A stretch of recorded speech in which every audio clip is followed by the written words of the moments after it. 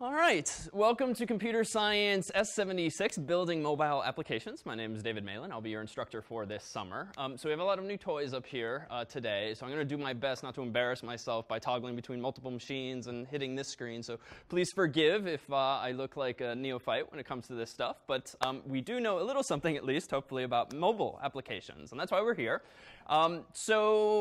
This course is primarily focused on the world of iOS. There are certainly alternatives out there, but the summer is only so long, so we thought we'd pick one platform and focus on two aspects of it, namely mobile web application development and native application. Let's start there. What is meant by these two distinctions? What are we about to get into this summer?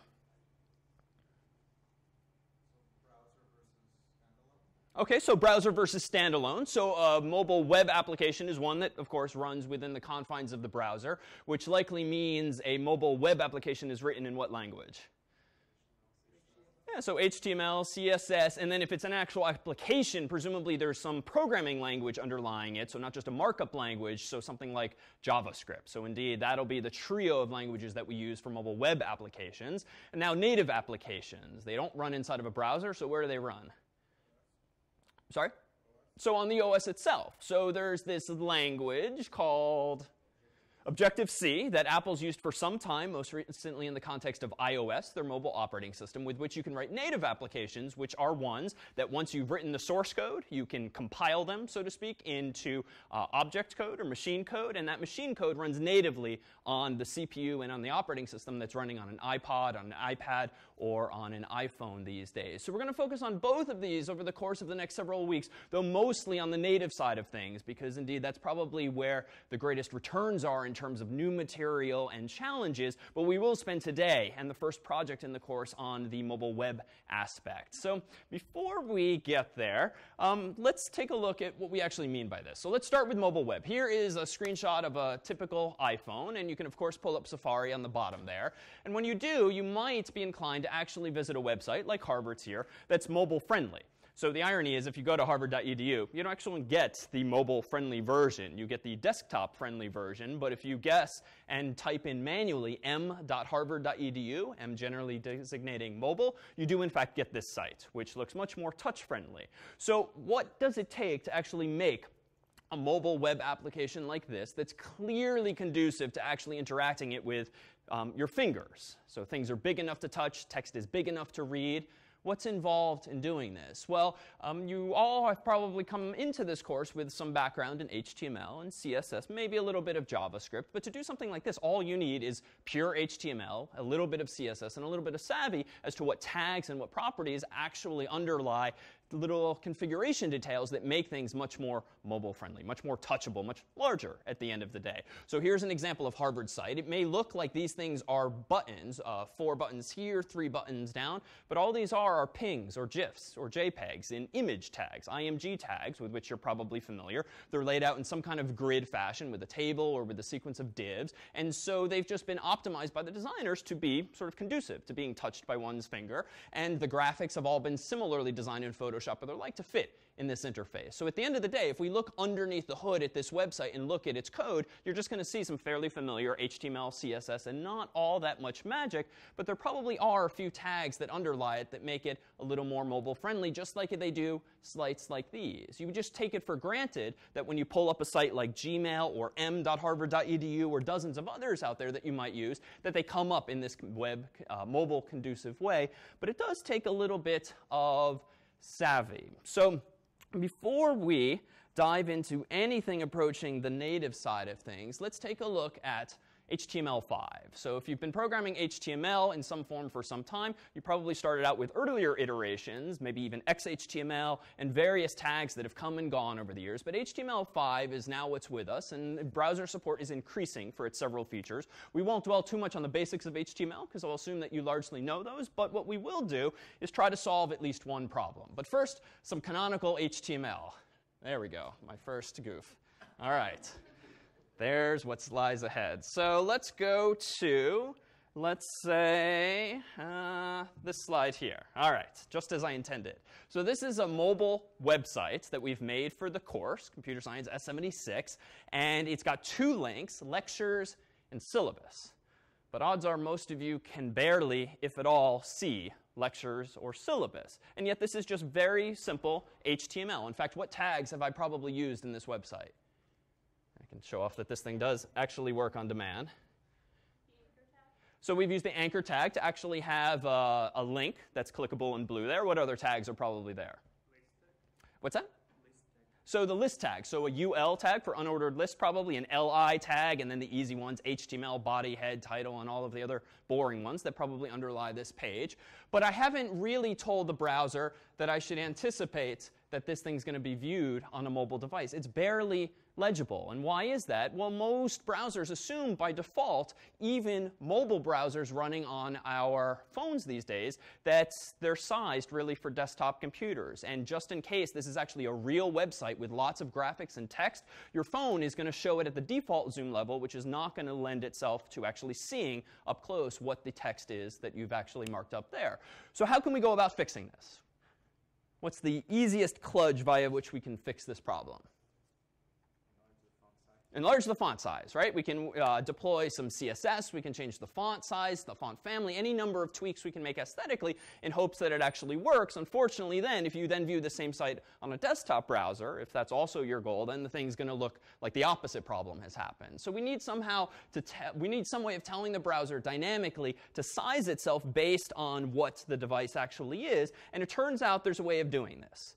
So with one of these meta tags, which to date you might not ever have used, or if you've used them for keywords or for descriptions underneath a web page, you can actually use them for other names, namely one called viewport. So name equals quote unquote viewport. And if we give it a content or just a value of this, width equals device width, you can probably infer from this what it's going to do. It's essentially instructing the browser that it should size the web page based on the device width, not some assumption of a typical web page, which might be 800 pixels, 1024 pixels, or even bigger these days. And literally, just by putting that in the head of my web page's HTML, I end up getting an example like this with no other changes. Much more readable, sizes to a reasonable extent, and this is one of the most useful things you can do, certainly for a text-driven website, in just making things work on your mobile browsers. Now, if we go back here, it turns out there's a bunch of other things.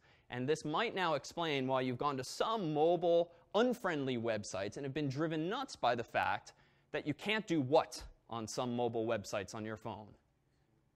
So you can't zoom. No matter how you try to pinch and zoom, it just doesn't work, frankly, because some idiot has disabled it by way of one of these meta tags by specifying that the minimum scale or the maximum scale of his or her website is, for instance, 1.0.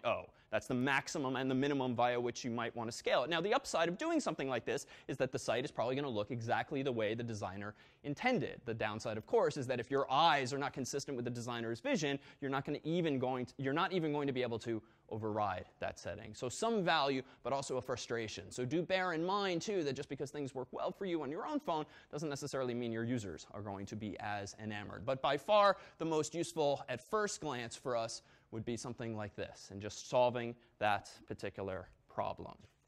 All right. So let's take a look then at a more generalized web page. Let me see if I can master this yet.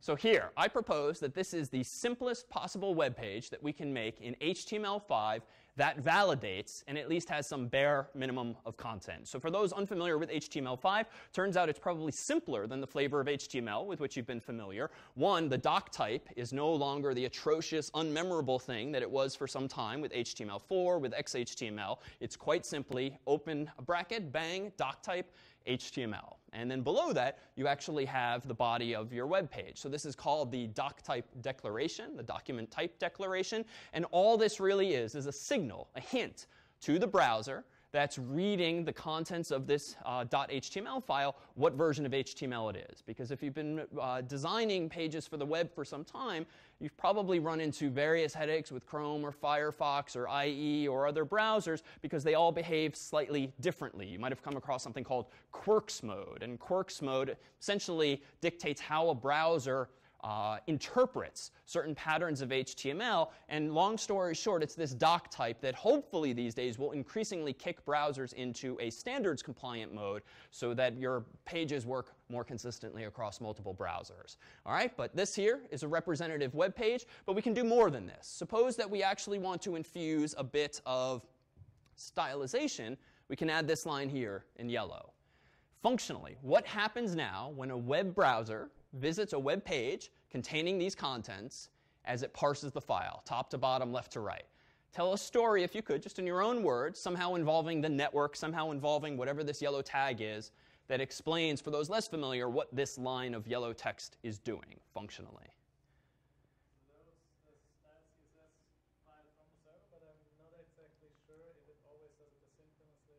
OK, good. So it loads the file, styles.css, from the server, which turns out is just a text file. And in that text file is, as you might have guessed, CSS, or cascading style sheet rules.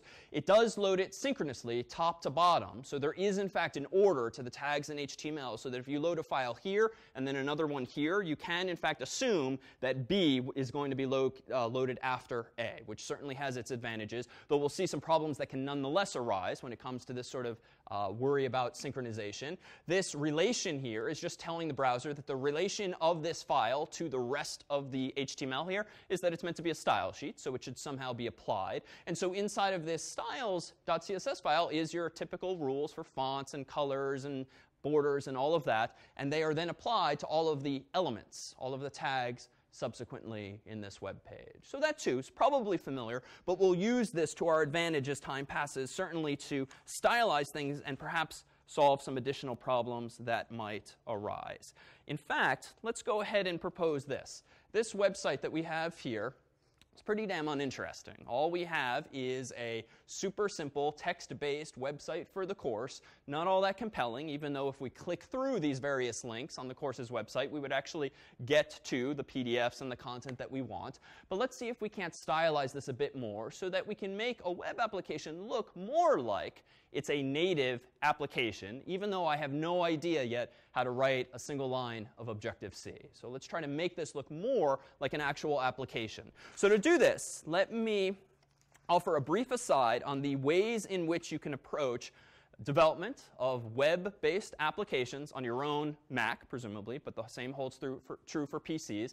Whenever you start writing in JavaScript code, if unfamiliar, you often trip over a security feature of browsers, whereby if you try to run a JavaScript file locally that's living on your own hard drive, it's not going to run because the browser's trying to protect you against something that could very well be malicious. So you can work around this by changing Chrome settings or changing Safari's or your various browser settings. Or we can solve this problem by just introducing an actual web server. Now, it would be a pain if we all had to go out and buy a commercial web host and maybe a domain name and actually put all of our files for the course and for this first project on some remote server. But we can actually replicate that idea even without having internet access ultimately by just running a web server on our own computer. So what I'm going to propose that you do for this first project, which we'll talk about later, but what I've done here in advance is I've downloaded some free software called XAMPP, XAMPP.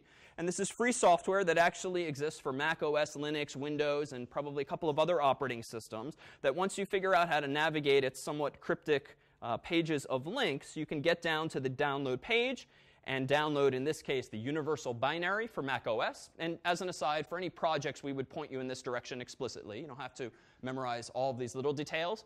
But long story short, once I download this program, run it on my local computer, it will install free software called Apache. Apache is a very popular web server software that's used all throughout the world, and you can run it on your little old laptop in addition to PHP and MySQL, which also comes with XAMPP. But what's nice about this is that it gets you up and running super fast, even without having to tinker with your Mac's own built-in settings. So I did this in advance, and I ran the installer, and what that gives me is a program called the XAMPP control panel. So I'm going to go ahead and load this file here. And I'm going to get a very simple two screens. One is just a reminder of how to get started with this thing.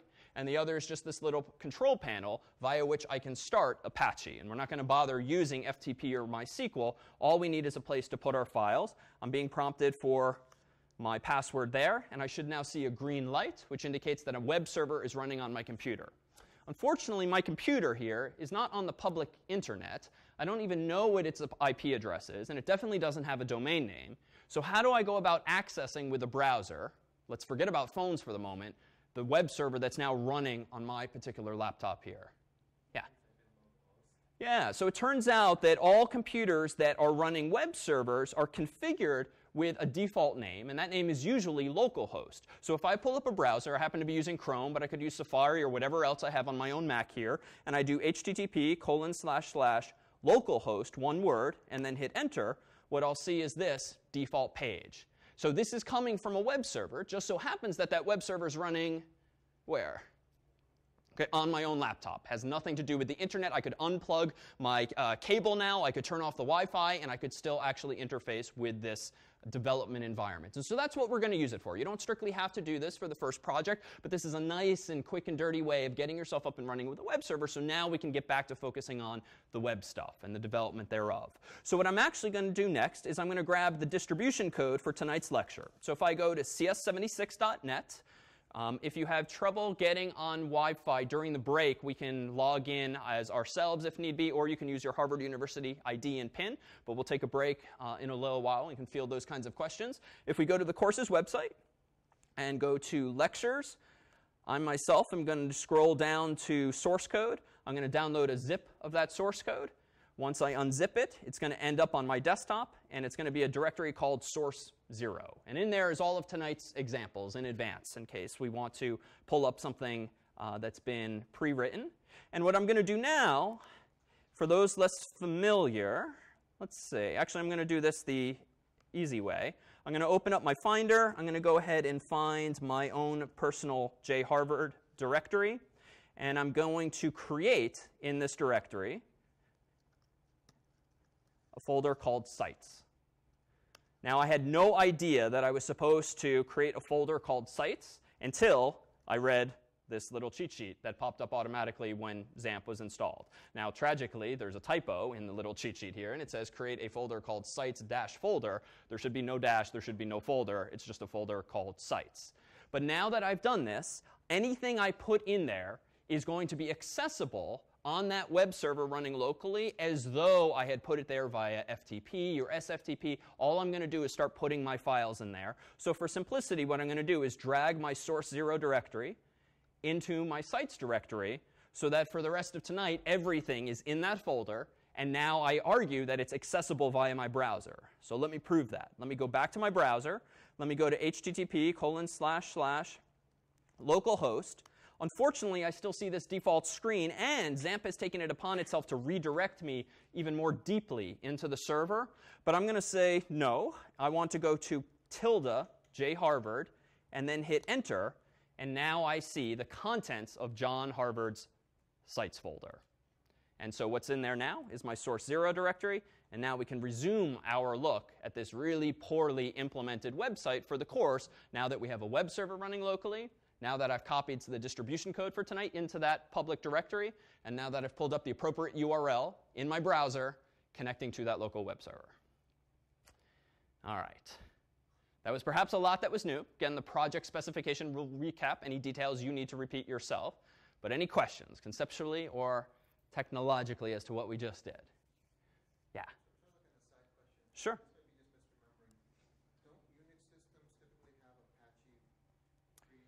They do. This, I believe, comes with its own installation of Apache. So the little white lie I'm telling here is that macOS actually comes with its own instance of Apache. The upside of using XAMPP is that it works the same across various versions, Lion, Mountain Lion, of macOS. So there's many fewer technical difficulties that we've run into than having everyone turn on Apache, which is not turned on by default by Apple. And this way, too, when you upgrade macOS, XAMPP should not break on you because everything's isolated to one folder. Yes? So I don't know why I think my Apache is on. OK. Somehow I got a site folder inside my folder thing. OK. I can't open another site folder, so now it's not working. What should I do? OK. You have a sites folder called SITES. Yeah, exactly. And what's inside of that? It's like images and an index.html.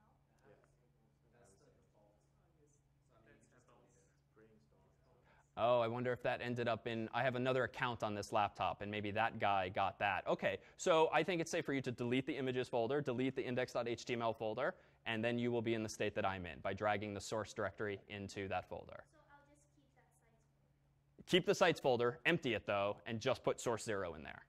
That just sounds like it's sample code that comes with XAMPP when you install it in the default account, which I did not do. Install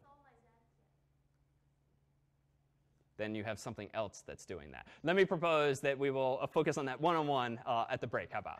All right. Excellent. See, corner case. So second white lie I've told tonight is that this does not simplify things. All right. Other questions? Other questions? Okay, so let me do this. In our source 0, whether or not you're using XAMPP or just following along visually or using whatever other web server you prefer to run on your own laptop, I'm going to go into my CS76 directory, and I'm going to go to the HTML directory, where here I see, albeit in a desktop browser, the exact same poorly designed website that we saw a moment ago in that screenshot of an iPhone. And indeed, if I right-click on here and choose View Page Source, or Control-click on your white background, you'll see that here's the source code for this page.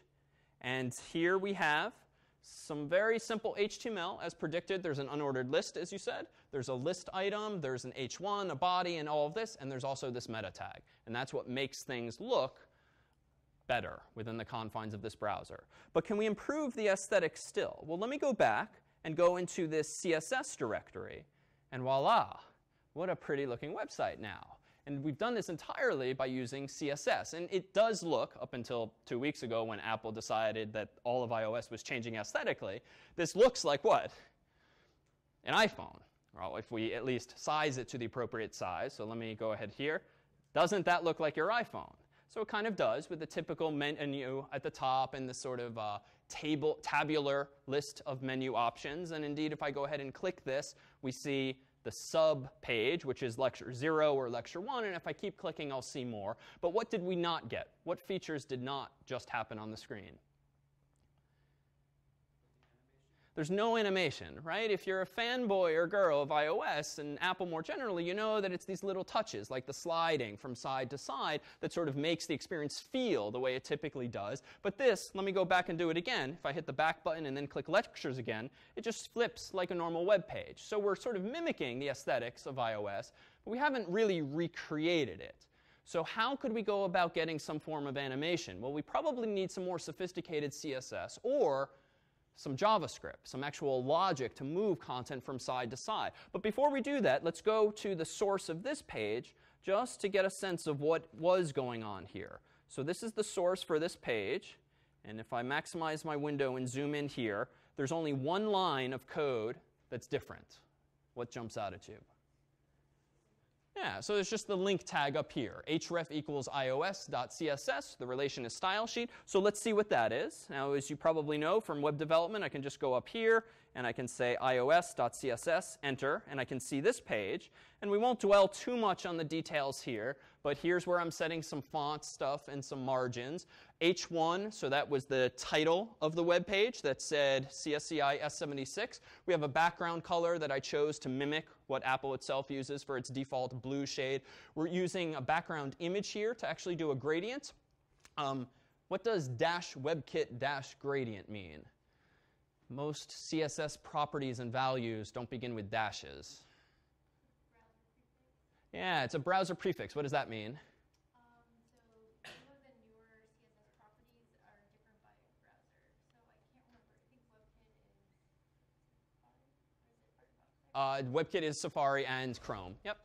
Exactly. And MOZ is Firefox for Mozilla. So that's exactly right. There's often unsupported or new up-and-coming features of CSS that the various browsers begin to implement on their own. But if they don't necessarily adhere to a standard, or if it's just a browser-specific feature, they'll typically prefix that property or that value with a dash, then their unique identifier. WebKit is the engine that underlies Chrome, at least right now in Safari. -MOZ is the same thing for Mozilla. So this just means this is not a feature that's going to work probably on IE or on Firefox. But that's fine, because we're narrowing our focus for now just on WebKit or Chrome in this case, but it would work on Safari as well. And then I'm going to wave my hand at the rest of the details. But suffice it to say that if we tinkered enough with the CSS, even starting from a clean slate, we could replicate this iOS looking website so that it ultimately looks like the familiar UI. But we don't get any of that scrolling with which users are familiar.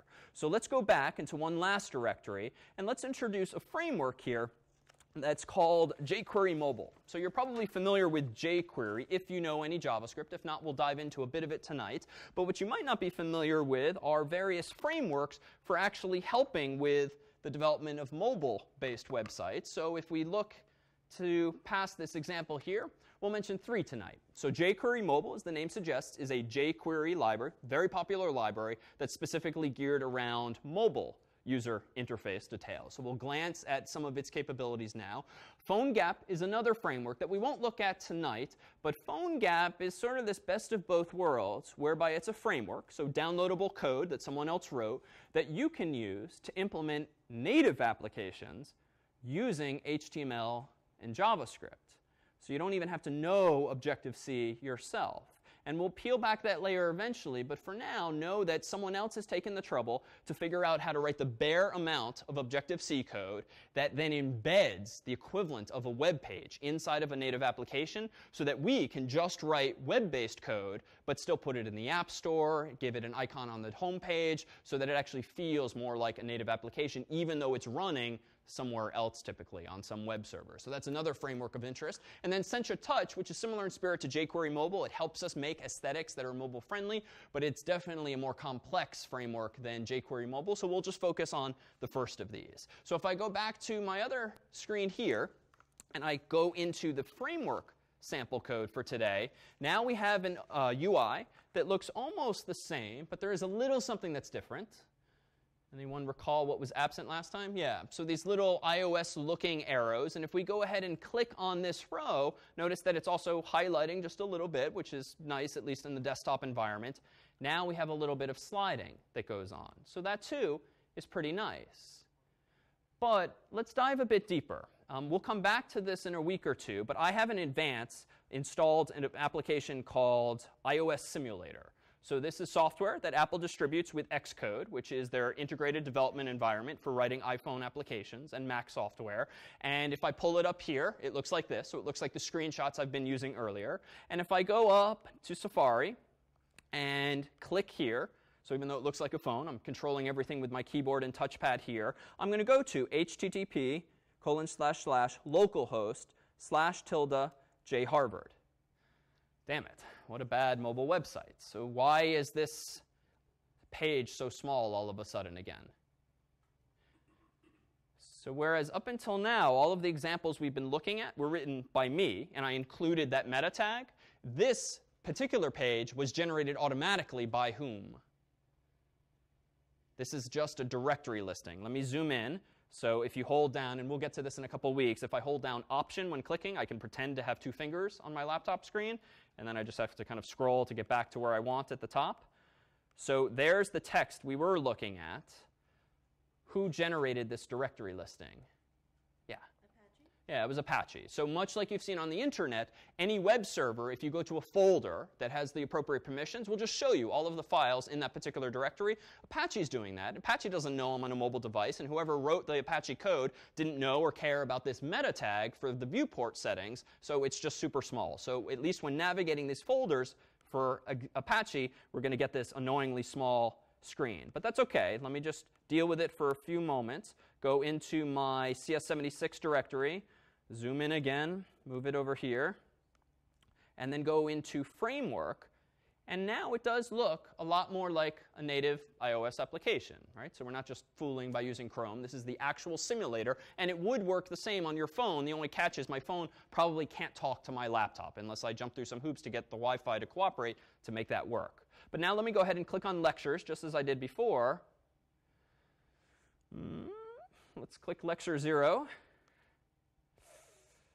Damn it, I've paid a price again. What's happening? Yeah. Yeah, so I'm loading a new page, and as you might have just noticed in using an iPhone or an iPod Touch for some time, anytime you click a link on a new web page, the default Safari behavior inside of an iPhone or an iPod Touch is to very briefly show you the address bar because the URL is changing. Then it will put a shit away if you so choose. The problem is that there goes our mimicry of an actual native application. So again, we've paid this price.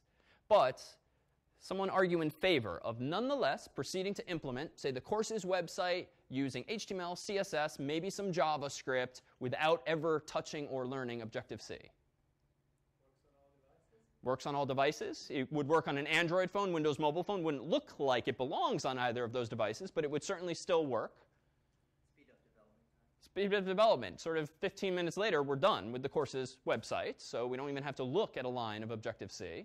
And it will be more complex. Maintenance. What's that? Maintenance of different.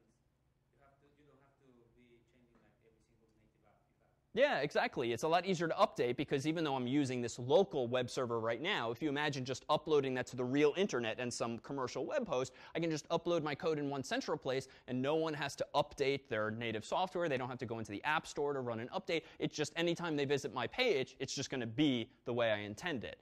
So that's a lot of arguments in favor, but we are paying some prices. There's the aesthetic blips that are happening, whether we use CSS or even a little bit of JavaScript. There is going to be some latency. In fact, one of the biggest complaints against making apps web-based is that they just tend to feel slower. If you're a Facebook user, up until a year or more ago, a lot of the Facebook application, even though it looked like a native application, was using embedded Safari windows inside of it and grabbing content from Facebook's web servers, which is nice because they're already very good at serving up web content, and all they had to do was implement a minimum amount of code to wrap those web pages. But a lot of people, maybe you among them, griped about the speed of the application. And over the past year or more, it's gotten much faster because there's a lot more native code. So just some of the trade-offs to consider. Yeah? No hardware feature access like the apps normally. So that's another good one, too. And we'll come back to that later in the semester. But there's some really cool hardware underneath the hood in these iOS devices, right? You have things like a compass, you have an accelerometer, a gyroscope, and other hardware still. And some of that hardware is just not accessible to JavaScript or to a web browser. That's slowly beginning to change. And you can access more and more via JavaScript, and we'll see a little bit of that tonight. But there are some things that are beyond your reach. And that's a big one, too. The fact that you can put a native app in the App Store, whether for free or for some number of cents or dollars, is pretty compelling because it's hard to convince anyone to buy or pay for access to a website in the same way that they do something through the App Store. Yeah? Could you put this into a frame, maybe? And then when you click on it, it wouldn't change the URL. Good question. Could you put the mobile website into a frame, an iframe, or an actual HTML frame so that it's the URL of the innermost frame that's changing? Yes, you could. The only thing is the URL at the top will never change, and maybe that's OK, but then you'll lose the ability to deep link to specific pages. But a good workaround. All right, so let's just take a quick look at how we implemented this jQuery mobile version. We won't spend much time on it. You'll be welcome to use it for the first project, and its documentation online is ample. But let's take a look at the underlying source code for that third and final incarnation of the super simple course website. Notice at the top, we've added another CSS file. This one happens to belong to jQuery mobile itself, so I just read that off from the documentation. We've got our meta tag just like before. I've got a script tag, this time importing jQuery. And if unfamiliar with jQuery, or if unfamiliar with JavaScript itself, we'll come back to that shortly tonight. And then one other script tag referencing this jQuery mobile site. And then if we scroll down below, you'll actually see that I'm making use of a pretty handy HTML5 feature. So what attributes are jumping out at you at perhaps being completely new? The data-role. Yeah, so data-role. That's not an actual valid HTML attribute.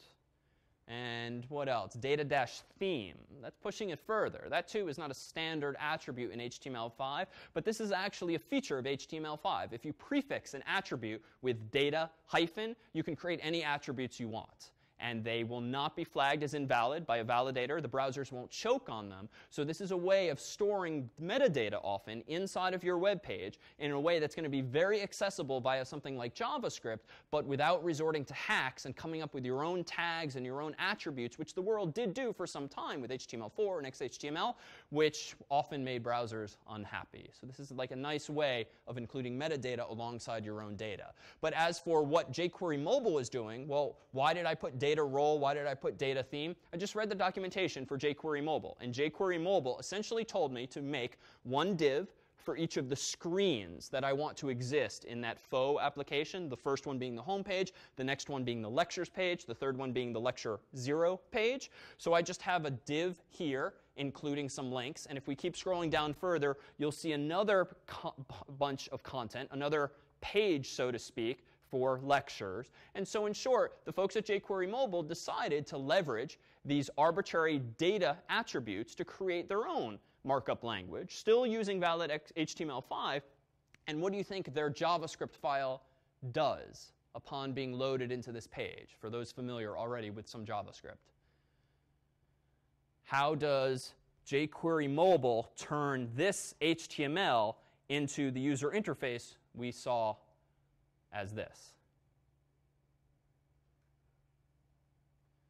What would you do if you were a library written in some language called JavaScript that's being loaded into the web page at the top, and you know that lying ahead of you is markup that looks like this? What does jQuery Mobile presumably do to turn this into that? So if I were jQuery Mobile, I would probably search through the web page somehow, looking for all divs that have what associated with them? A data role of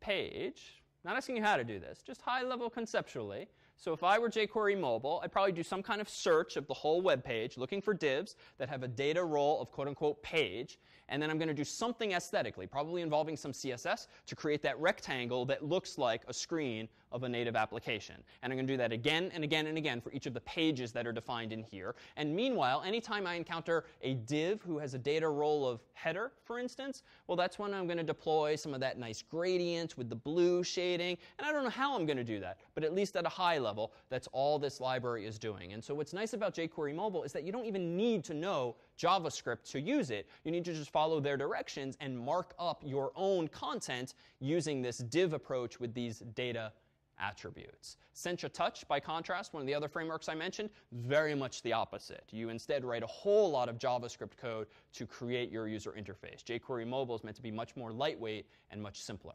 Yeah?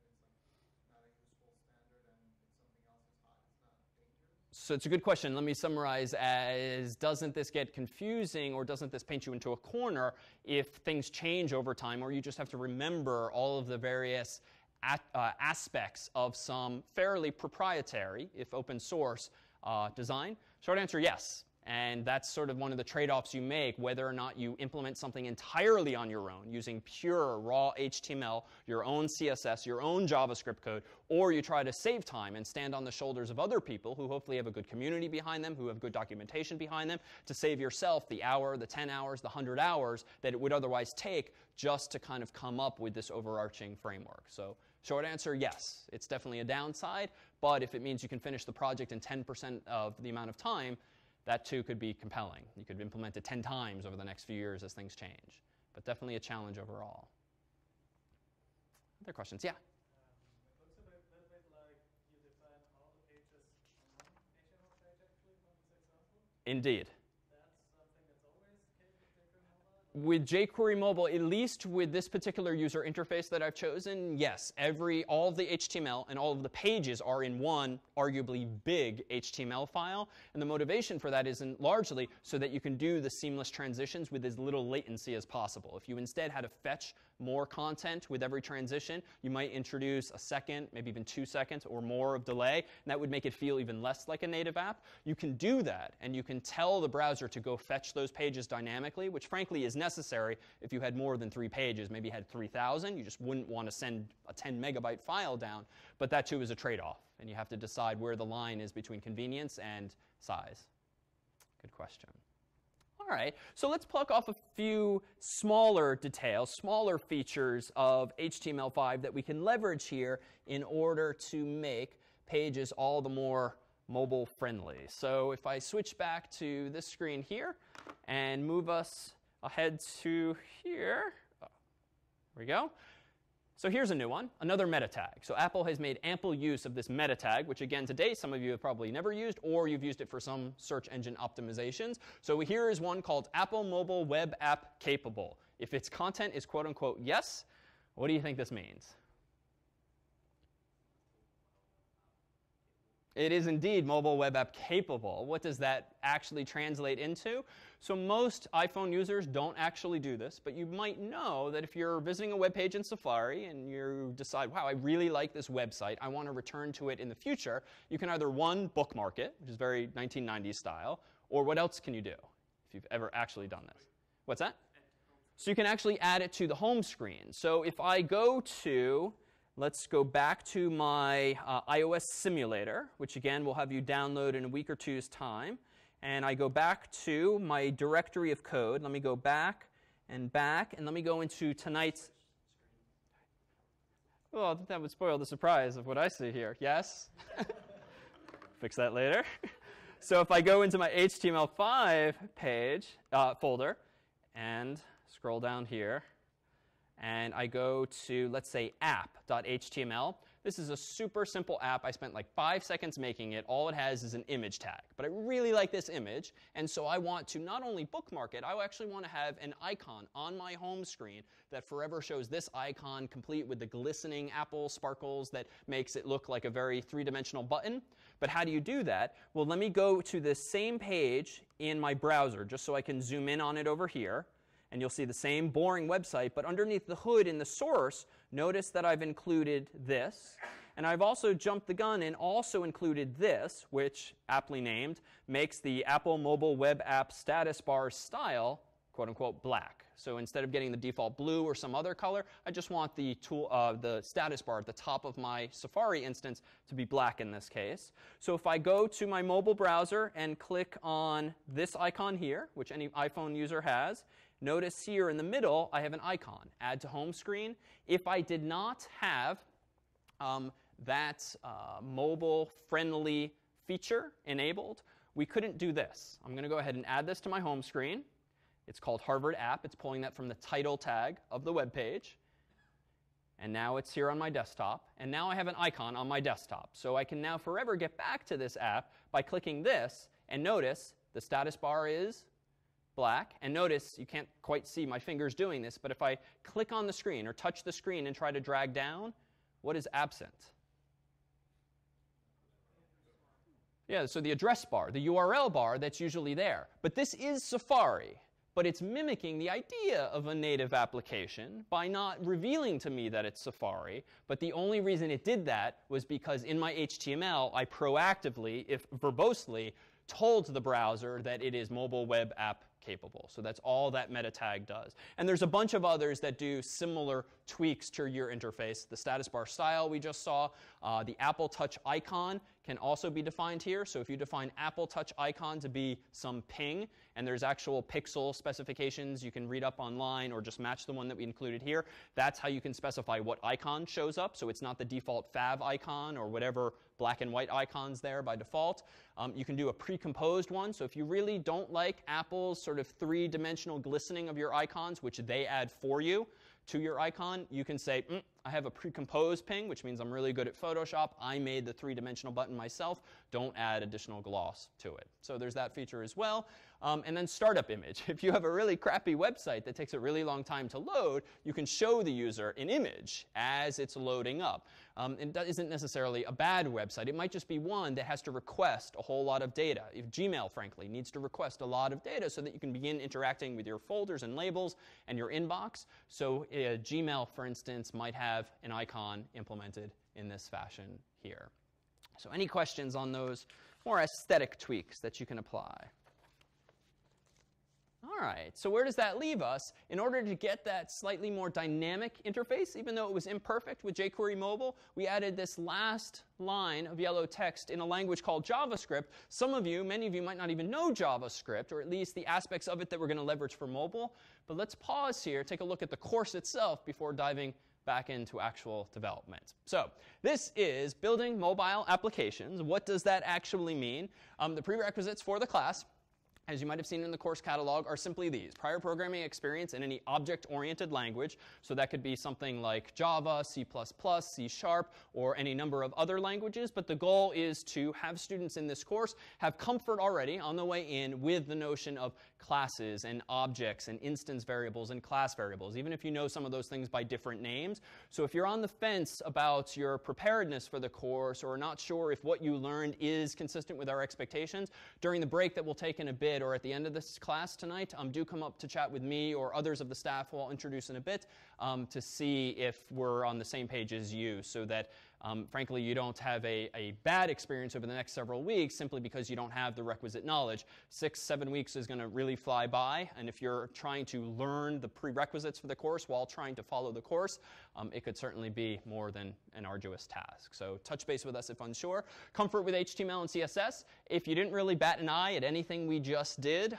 that's good. If you're unfamiliar with HTML or CSS, it's probably not going to be ideal, but in fairness, we'll spend just a week or two on the mobile web aspect of the course. So if you're really here and fired up about the Objective-C and the iOS aspect, talk to us too during the break or after about exactly what you do or don't have as experience.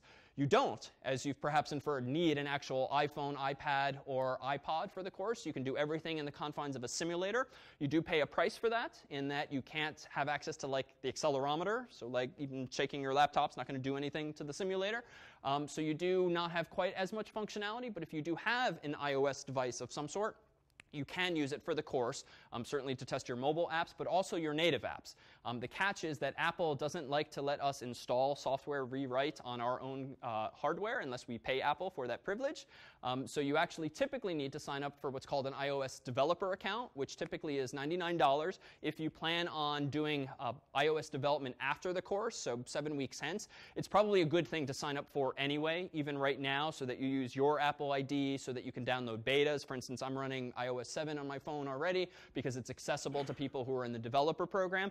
But if you think at the end of the semester you're not going to try to put something in the App Store and you therefore don't really need access for a year, it's an annual fee, we have an academic account which won't let you submit to the App Store, but will let you install software that you write on your computer onto your phone or your iPad or iPod. So we'll set you up with that in a couple of weeks' time, and we'll ask you for your Apple IDs and more at that point. So you don't have to pay for anything. You don't have to sign up for anything.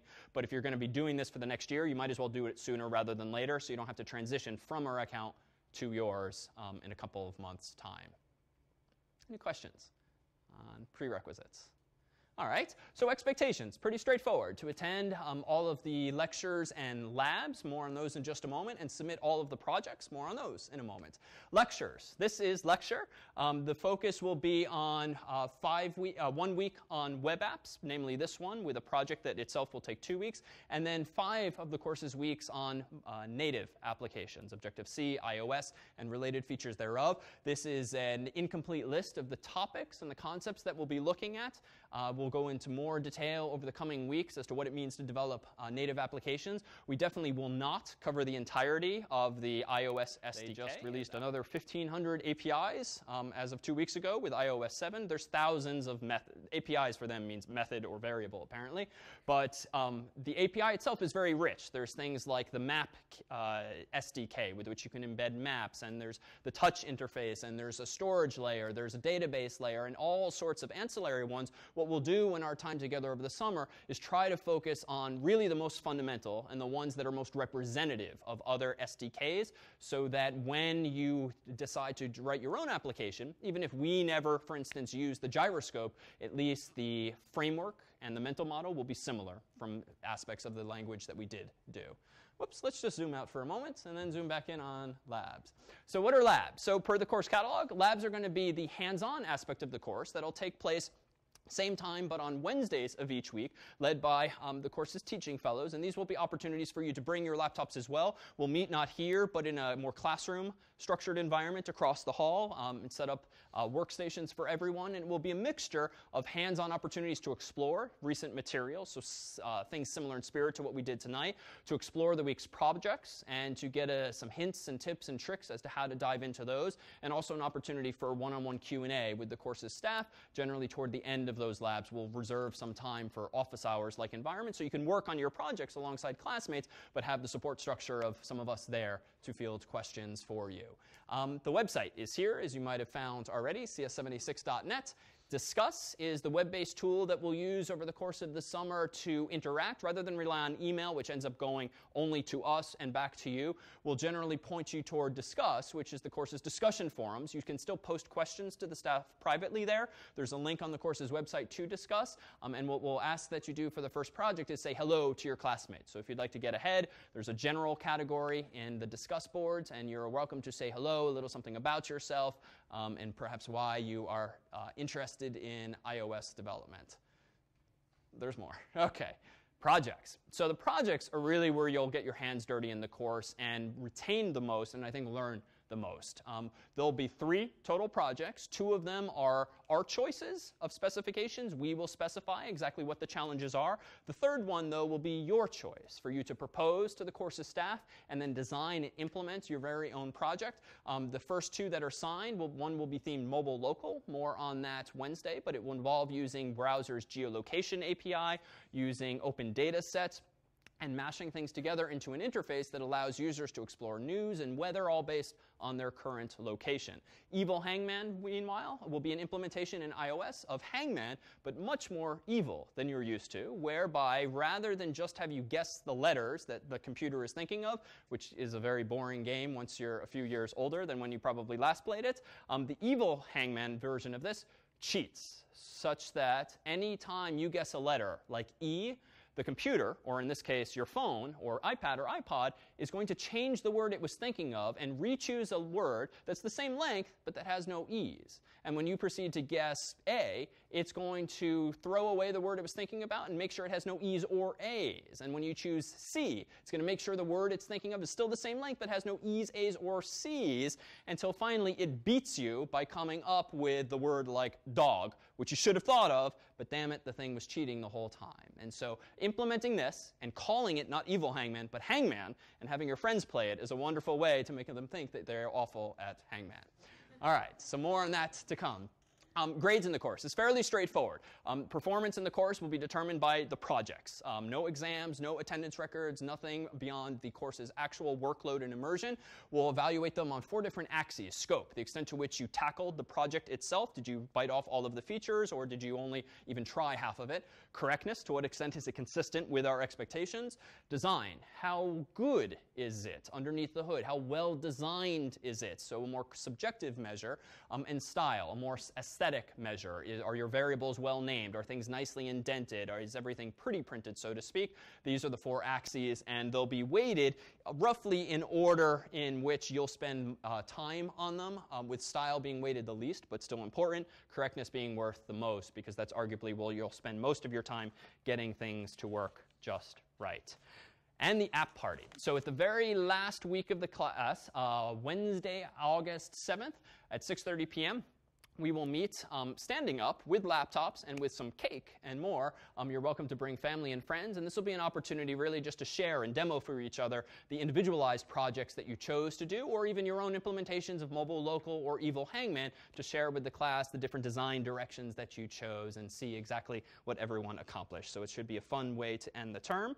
The cameras, meanwhile, in the class. Technically, this class is not on the internet. It's an on-campus class only, but what we always do in the summer is try to experiment with new approaches to videography, try out new things, new experiments. This TV is new, and this is my first time using it. So again, forgive any gaffes.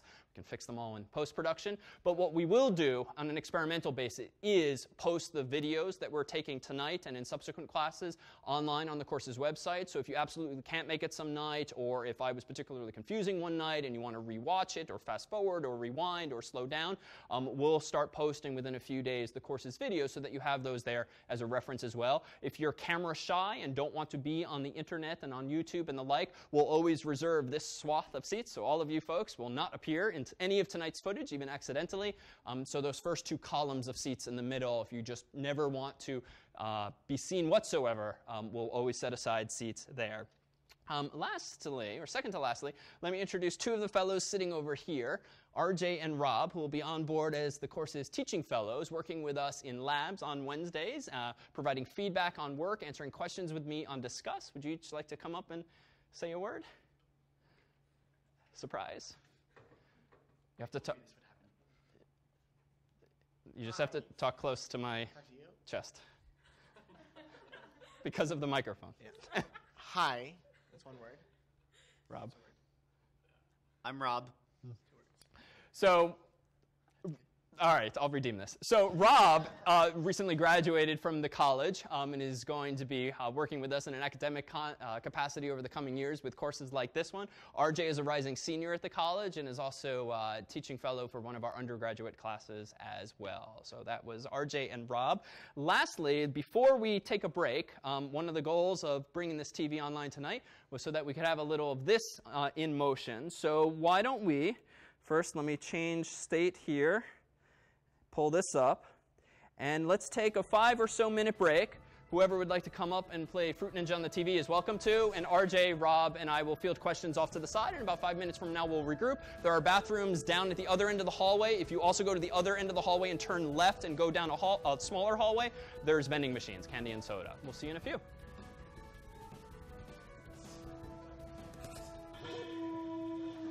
Someone better come up quick.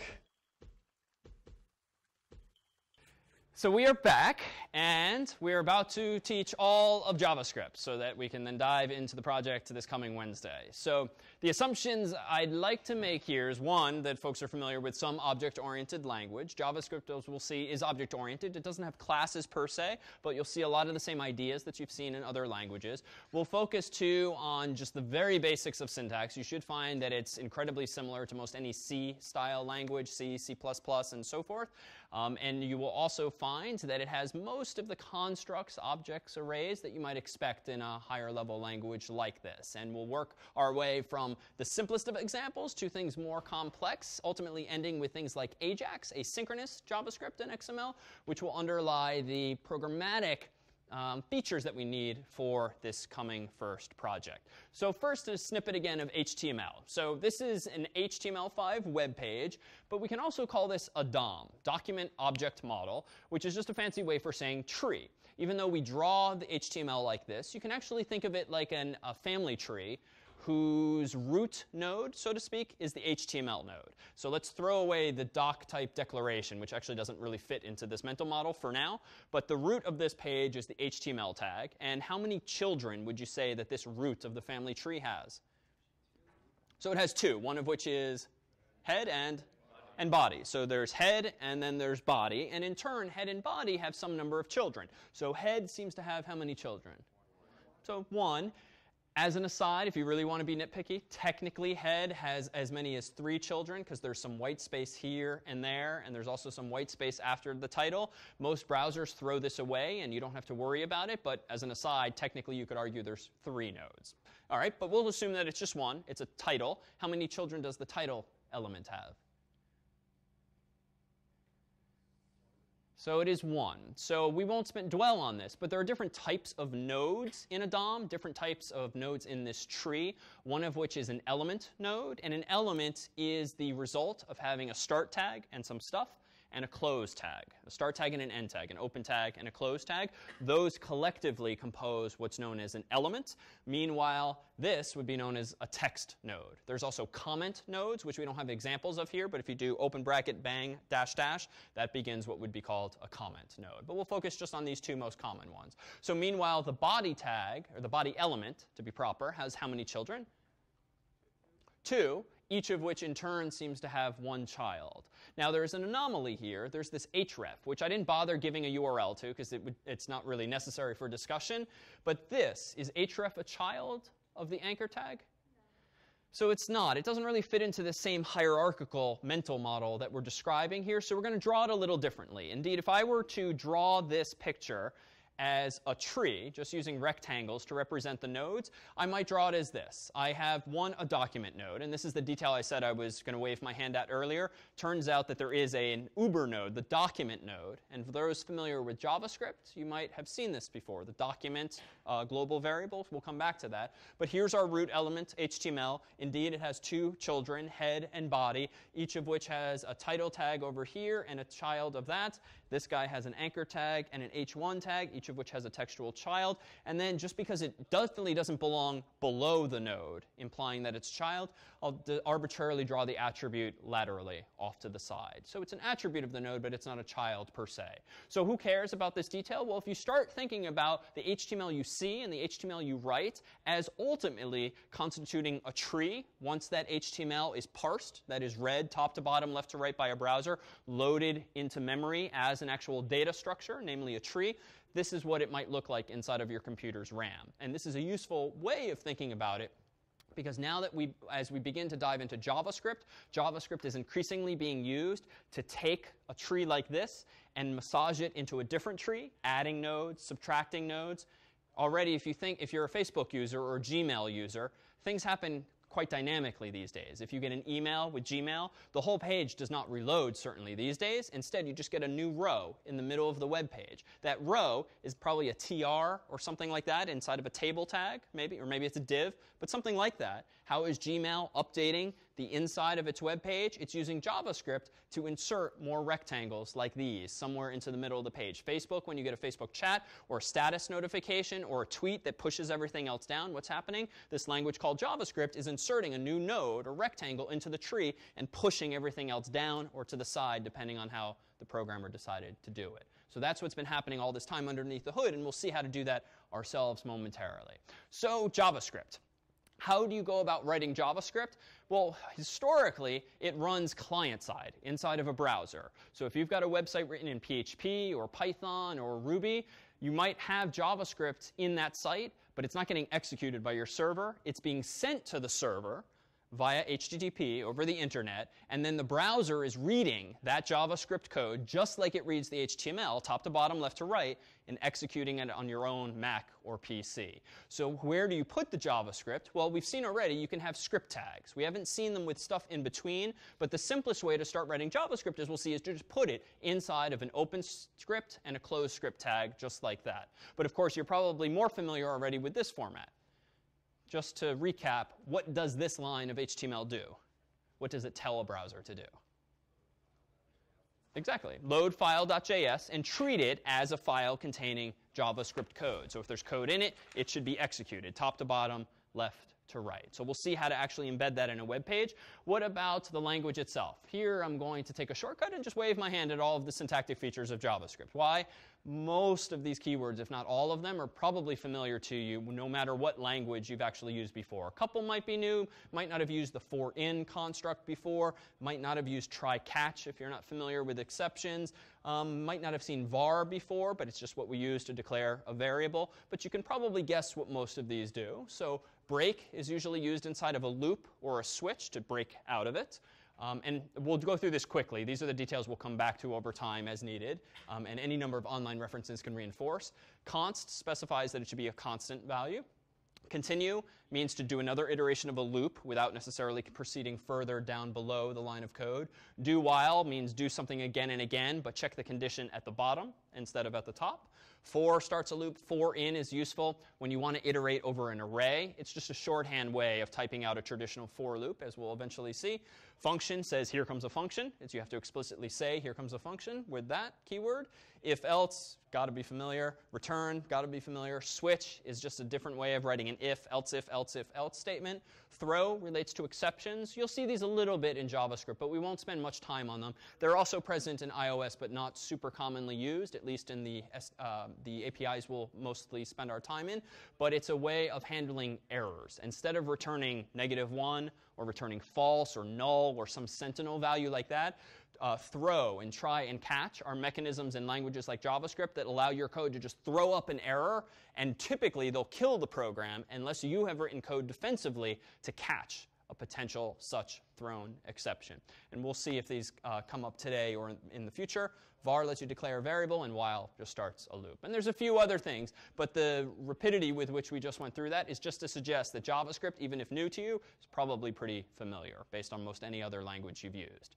How do you declare an array? So an array, what's really nice about JavaScript is that it makes nice use of syntactic sugar, which means using shorthand notation to do common things. Open square bracket, close square bracket gives you an empty array. You can also write out the word array, capital A-R-R-A-Y, open paren, close paren, calling effectively a constructor for the array class. But it's not really called a constructor, and it's not really called a class. So the more common way of seeing it anyway is just to have open brackets, square brackets. So we'll see that in some examples eventually. And to get an empty object, we use curly braces. And we're back. So let's go about actually implementing some simple JavaScript examples, working our way up to more compelling examples, particularly ones that leverage some mobile-specific features. For instance, we'll leverage a feature of HTML5 that's particularly useful in a mobile context if you want to store data persistently, even offline potentially without internet access, called local storage. We'll also take a look at the geolocation API, which allows you in JavaScript code to ask the browser and in turn the iOS phone or iPad or iPod, where am I in the world, and actually get back some GPS coordinates and also a measurement of just how accurate that estimation is. So let me go back to the sample code for tonight. I'm inside of the JS directory. And let me go into the dom0.html file. So again, if you go to cs76.net, if you haven't already, you can download all of this code to play along at home. And if you pull up this page, you get a super simple example. It apparently is a form with a text field and with a form field. And let me go ahead and view the page's source so we can see what's going on underneath the hood here. And let's first focus on what's familiar. Let me scroll to the bottom, and we see a body tag. We see inside of that body a form tag, an ID. What's an ID attribute used for if you've not used it before? Or if you have used it before? Exactly. So if you've not used it before, the ID attribute, which can be applied to most any HTML tag, allows you to uniquely identify it in the DOM. It's totally the honor system. It's up to you, the developer, to make sure that you don't give any other element the same ID, but it allows you to have quick access to a particular element, not only in CSS and in your style sheets, but also, as we'll see, in JavaScript code. So you don't have to go searching through the whole tree trying to find a node of interest. So we'll come back to onSubmit. Let's dive into input. So I have apparently given an ID of name to an input tag that has a placeholder. So this is interesting. It turns out that in HTML5, there's actually a few useful attributes that you might not have seen before. So let's actually suspend this thread for just a moment. Let me go back into our earlier directory just to make sure folks have seen this. And if I go into inputs.html, notice this too is a form without even a submit button, because my goal isn't to submit this form, but just to demonstrate different types of form fields. Now they're going to wrap a little bit because the lines are long, but notice in this form I have 3 input tags, and I've got an auto capitalize equals quote unquote off attribute. You can probably guess what that does.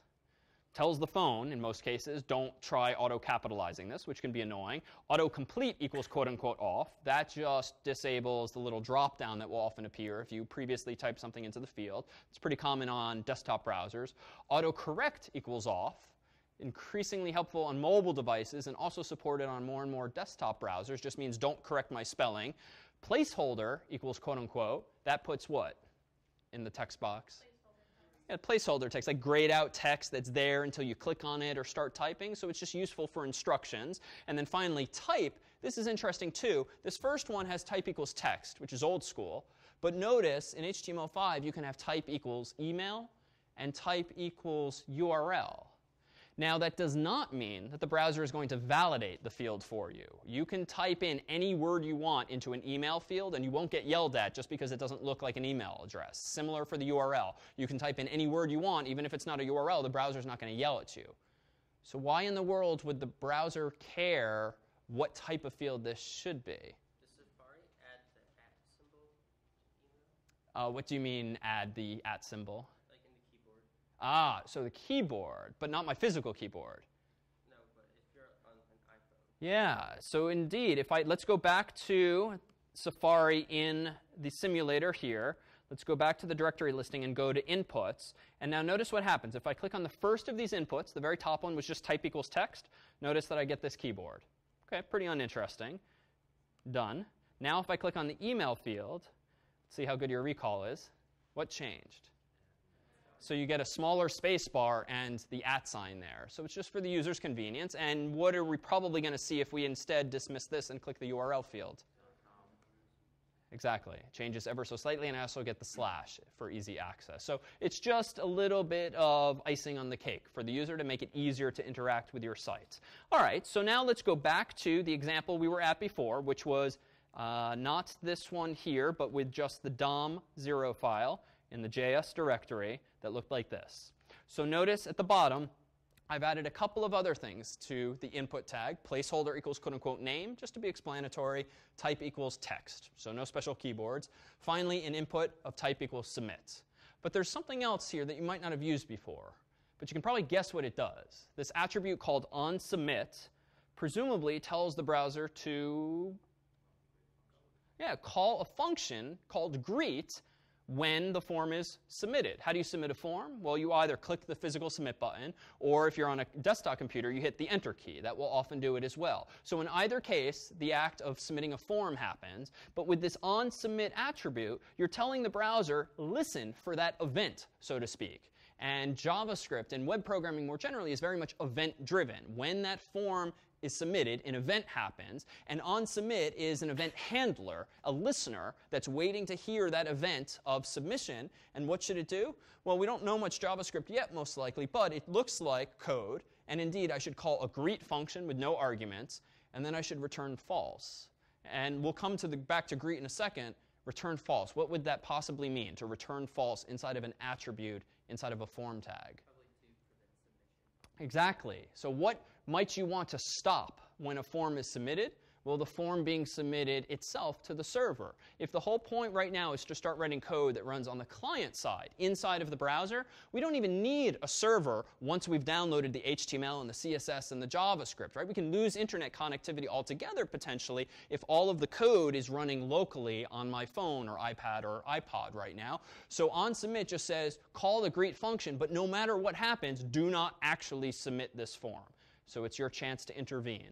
So now let's scroll up to the top of the file. Most of it's pretty boring, HTML, title tag, head tag, and all of that. But notice toward the top of the file, I've introduced that script tag.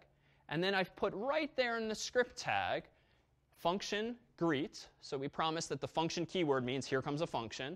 Then open paren, close paren means it takes no arguments. Open curly brace, close curly brace defines the scope of the function. And it's a one-line function. Turns out in JavaScript, there's a function that's super useful, but not to be used in production code, that just opens a pop-up. If you remember 8, 10 years ago, when pop-ups were very much in vogue and alerts were very much in vogue, that's how you invoke them. That's one way of opening prompts on a user screen.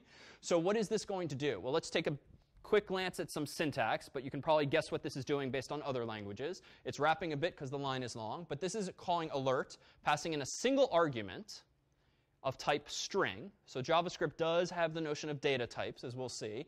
Quote, unquote, with a comma, hello. And what do you think the plus is doing? Concatenation. So you've seen this in Java. If you're a PHP programmer, you've seen dot. Other languages use different symbols. Now, document.getElementById of name. Now, I had no idea until a second ago that function existed, but it seems that a function called getElementById exists. It's associated with some kind of global variable called document. So more properly, it's a method inside of an object called document. What is that object called document? Well, if we go back to the screen from earlier, recall that, the document node. If you've programmed JavaScript already and you ever use document.something, you've essentially been talking to that guy who has some special functionality built in. And clearly he's important because he can see the entirety of the tree from his vantage point. So if we now go back to my own code, document.getElementById does exactly what you think it does. Give me the element from the tree. Give me the rectangle whose ID is quote unquote name, which is what type of element, just to be clear? Not a string per se. What type of HTML element was it? An input. So give me the rectangle that represents the input whose ID is name in that tree structure. Why? Because I then want to dive in deeper and get its value. So here's the object-oriented nature of JavaScript. The dot means go inside of this object, go inside of this object, and get some member function or member variable, data field. So document's an object. it has a method called getElementById. That method returns, apparently, an object, a rectangle, that represents that node from the tree. And one of its properties, something inside of that rectangle, is apparently a property, a data field, data value, whatever you want to call it, an instance variable called value. That gives you the value that the user typed into that field. So what is the net effect, in layman's terms, of this line of code? To trigger an alert with what text? Hello, so-and-so, whatever your name actually is. So let's give this a try. Let's go back to the web page itself. Let me go ahead and type in Rob and click Submit. And there it is, hello, Rob. It's definitely a poor man's user interface in that we're just triggering this browser-dependent screen. Chrome even gives its own logo here. So there's other ways of doing this, but clearly we've dynamically gotten some data from that DOM element. But hopefully we can do a bit better. So let me actually roll back, not to 0, but to dom1.html. The form is going to be the same, but let's instead introduce a slightly different approach here. So in this version, what appears to be different at first glance, even if you can't read all of the lines in question? I moved the script. I moved the script down below. All right, why did I do that? Or what's the effect of this? There's a few things different here. Well, let's take a look. So one, it's an important detail that the form is now coming before the script. Because one of the conclusions we reached earlier is that JavaScript's reading of a page, or browser's parsing of a page, is synchronous. It does things one at a time, at a time, at a time. So in fact, as a tangent, if you've ever used Google Analytics or you use like the Facebook like button, actually Google Analytics specifically tells you to put their code where? Sorry? At the end, right above the close body tag. Why? Well, just in case Google servers are slow or the user has a slow connection to Google but not to you, Google doesn't want to be responsible for slowing down the loading of your web page lest the user see nothing until Google also loads its JavaScript cookie tracking code at the bottom. Now, the last time I looked, Facebook tells you to put their code where? Okay, right after the open body tag, thereby giving it more priority. But in their defense, the way Google loads code into your page is they actually retroactively go back and inject it into the top of the page, so it's not actually a blocking call. So different subtleties that we'll not spend time on here, but that's the motivation for those different design decisions is how will the page's loading be affected. So let's see what the relevance here is. Here's my form. I've this time given it an ID of demo so that I can uniquely identify the form element itself. I have the same input and submit button as before. And then down here I have a script. But notice my code has changed a little bit. What's the first syntactic difference that you see this time that wasn't here before? Yeah? Oh, well, return false is not after the on submit like it was in the original one. It's below. OK, good. So notice that return false is below the HTML itself. It's not inside of the HTML. In fact, there's no onSubmit attribute anymore. Instead, we seem to be manipulating a property called onSubmit. So again, to the object-oriented nature of JavaScript, it turns out that just as there's this global document object, inside of which is a method called getElementById, that in turn is going to return the element whose ID is demo. And which element is that? What type of element? It's a form. It turns out that form elements have a property called onSubmit. And this is not a property whose value is supposed to be a number or a string. It's supposed to be a function pointer, so to speak, a reference to a function, the address of a function. Think of it however you'd like based on what language you have as a background. So onSubmit equals, what does this mean? Notice that on the right-hand side here, there's the keyword function again, open paren, close paren. But what is absent this time from the function declaration? There's no name of this function. But it doesn't matter, right? Because what I'm actually doing here is clearly creating what seems to be an anonymous function. It's a function with no name, otherwise known as a lambda function. And when you call the function keyword in this way, notice I have the open curly brace, then some stuff, then close curly brace, semicolon. So I've declared in these few lines of code an anonymous function, but because I have an equal sign right before it, I'm essentially storing the address of that function, a pointer there too, or a reference to that function where, as the value of this onSubmit property. The browser has been defined, meanwhile, to know if this onSubmit property, previously null, is set to a valid reference of a function when the form is actually submitted by the user by clicking submit or hitting enter on a physical keyboard. Find this value, call that function, and return true or false based on what it tells you to do. So clearly it's returning false. What else is it doing? It's also doing the alert, but the alert thing is the same as before. So what have we done? We've removed the onSubmit attribute from the HTML, replaced it instead with pure JavaScript code. Why? What's an argument in favor of this approach? Yeah? Well, for some reason, if the browser doesn't like JavaScript, or if the JavaScript breaks, the form itself is not going to crash your browser.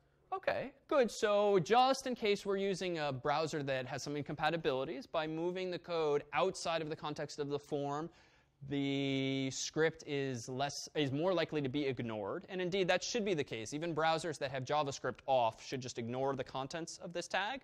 So it's not a bad thought. In reality, I don't think it would end up being a problem, because if the browser just doesn't support JavaScript, the fact that we had onSubmit equals quote unquote something should also be ignored in the same way. But not a bad approach. Yeah? Similar to MVC approach, we abstract model from the view. Good.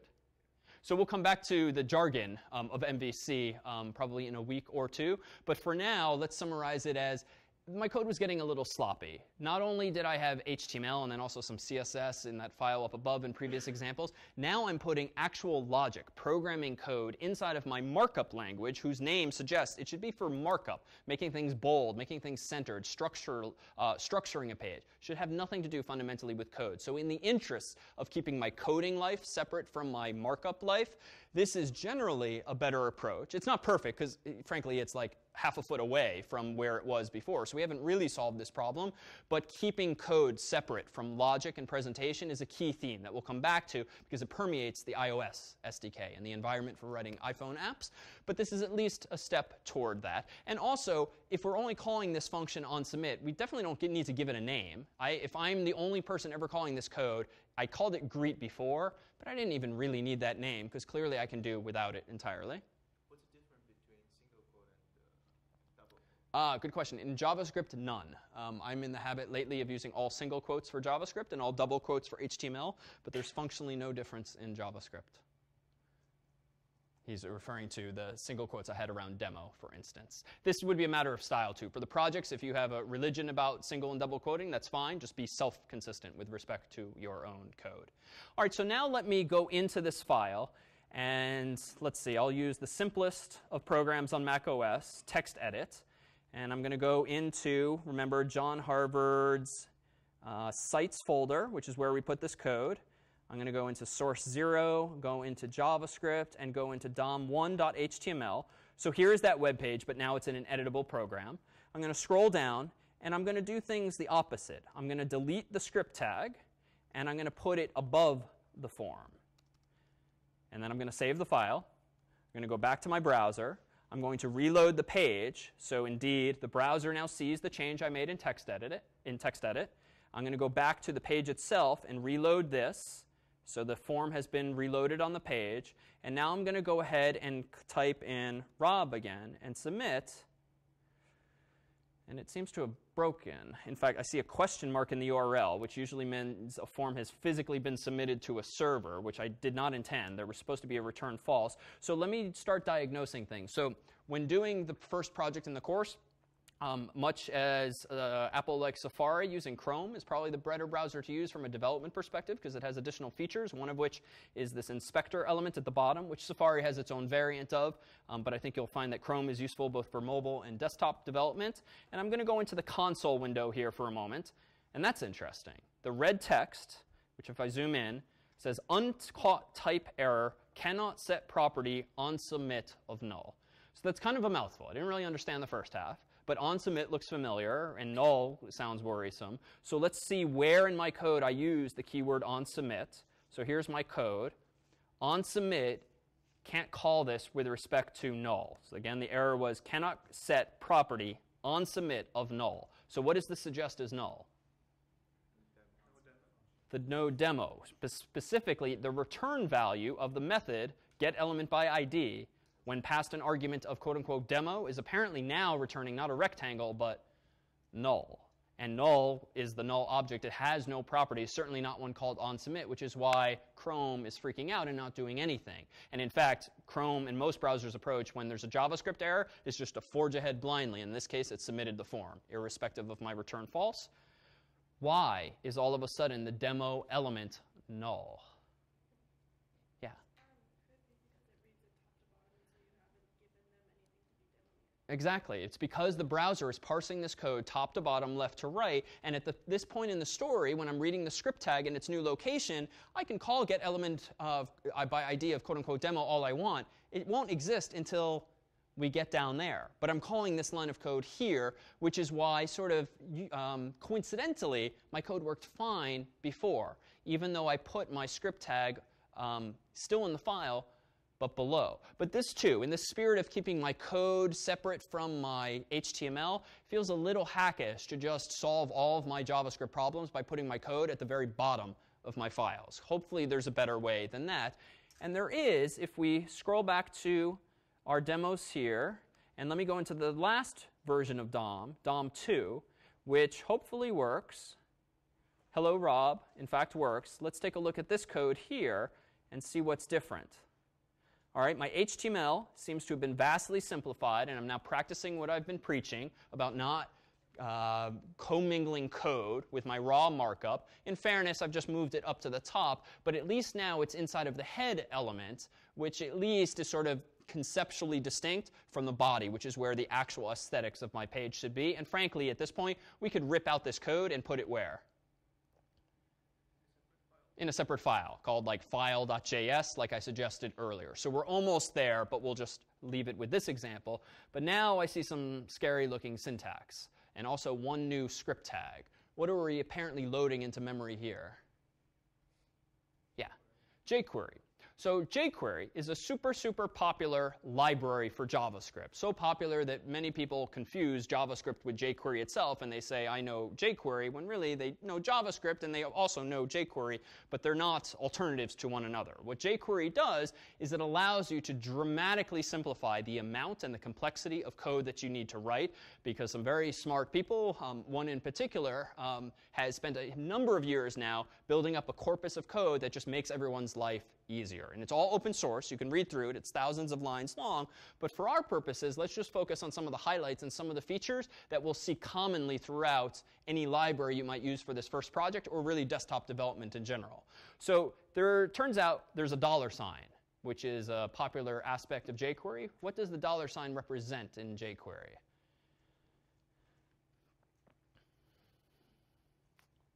What special significance does the $, have in JavaScript? It's a selector. So it is, but let's focus not so much on its functionality, but just syntactically. What is it? Syntactic sugar? It kind of is, but it's not even, I'm not even sure I'd call it that. It is just a valid symbol for a variable. So whereas in some languages $ has special meaning, like in PHP, it demarks an actual variable's beginning, or in some languages you just can't use it. You can't have a $ in a variable's name. JavaScript doesn't care. You can absolutely have a $, as the name of your variable. Now, jQuery, the folks who wrote it, just realized, oh, this would be kind of sexy if we just started using $, to represent our class called jQuery. But what this really is if I go into my code, and this is, again, dom2.html. For those who've been using jQuery for some time and just taking it for granted, this is equivalent to that. There is we'll call it a class, even though it's not quite a class, called jQuery. And it takes an argument, and that argument can be a CSS selector. In this case, it's the actual name of a global variable document, but that's all it is. So it's not quite syntactic sugar in that it has no fundamental special significance. We humans just view it as something special. All right, so more properly, jQuery is a function, and there's a hell of a lot of functionality built into that one particular function. And among the things it does, and let's go back to the common case of having $, is it wraps traditional DOM nodes. So all of those rectangles we've been talking about, jQuery wraps them in the sense of making them a little wider and a little taller and adding more properties and more methods to them. At the end of the day, inside of it is still the original rectangle, but they've simplified the means by which you can talk to that rectangle from the tree. So $, open paren, close paren, document takes that document node from the top of the tree and just gives it more functionality, more power, if you will. .ready is a shorthand way of saying no matter how big this web page is, no matter how many lines of HTML there are, only call the following function when the entire page has been loaded top to bottom, left to right. So what this means is that this line of code can now be anywhere in our page, in the head, in the body, in another file. It doesn't matter whatsoever. That means wait until the entirety of the page is literally ready. So what am I passing to the ready method? So the ready method expects an argument whose data type is apparently a function pointer, so to speak. It expects a function as its argument. And now what am I doing? It's an anonymous function because I don't care what the thing is called. It just needs to exist and be callable. Open curly brace, and it's a little messy, but here is the other curly brace, close parenthesis. So it's starting to get a little hard to read, but notice open paren, close paren. So those are balanced. Open paren, open curly, close paren. So everything else is inside of this anonymous function. What is inside of this anonymous function? Turns out I'm doing the same kind of trick in the next line. $, quote unquote, sharp demo. So those of you familiar very well with CSS, this represents what? It's a CSS selector for the node whose ID is demo. So the hash sign means give me the node whose ID is demo. If you instead had .demo, that means give me the node that has a class of demo, and there's some other selectors as well. But this one means give me the one node whose ID is demo. .submit, they've simplified the wording, and jQuery does more than this, but rather than call it onSubmit, it's just called submit. And what does the submit function expect as its argument? It expects its own function, an anonymous function that it's going to kind of tuck away and call only when what happens? That element's submit handler is needed. So this is just a third and final way of associating an action, an event handler, a function, with an event, like form submission. So what happens next? Finally, it's boring again. Alert, hello, so-and-so. And in fact, I'm cheating here, or I'm mixing my syntax. What should this line 11 really be if I go into that code? Let me open up Notepad again, open up DOM2, and based on that lesson learned, what can I actually change this to? $, and hash name. So that's what I mean in part by jQuery simplifying otherwise fairly verbose code.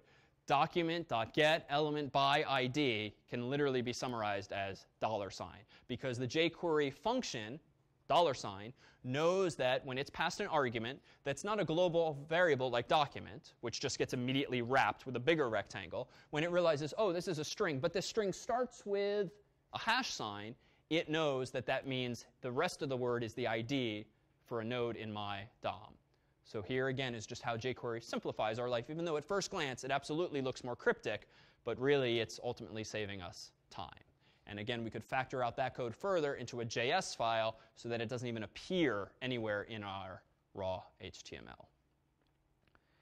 Whew. Is that required for if you have unique ID? Two IDs have the same value? Good question. Is it required to have a unique ID? It is a error of syntax for you to give two elements in a web page the same ID. So if I give them the same ID, what do I have? You might get back, I don't know offhand, you might get back an array of two or more nodes, but I think it's fair to say, and I think the spec probably says the behavior is undefined, certainly for a JavaScript library, but I don't know offhand.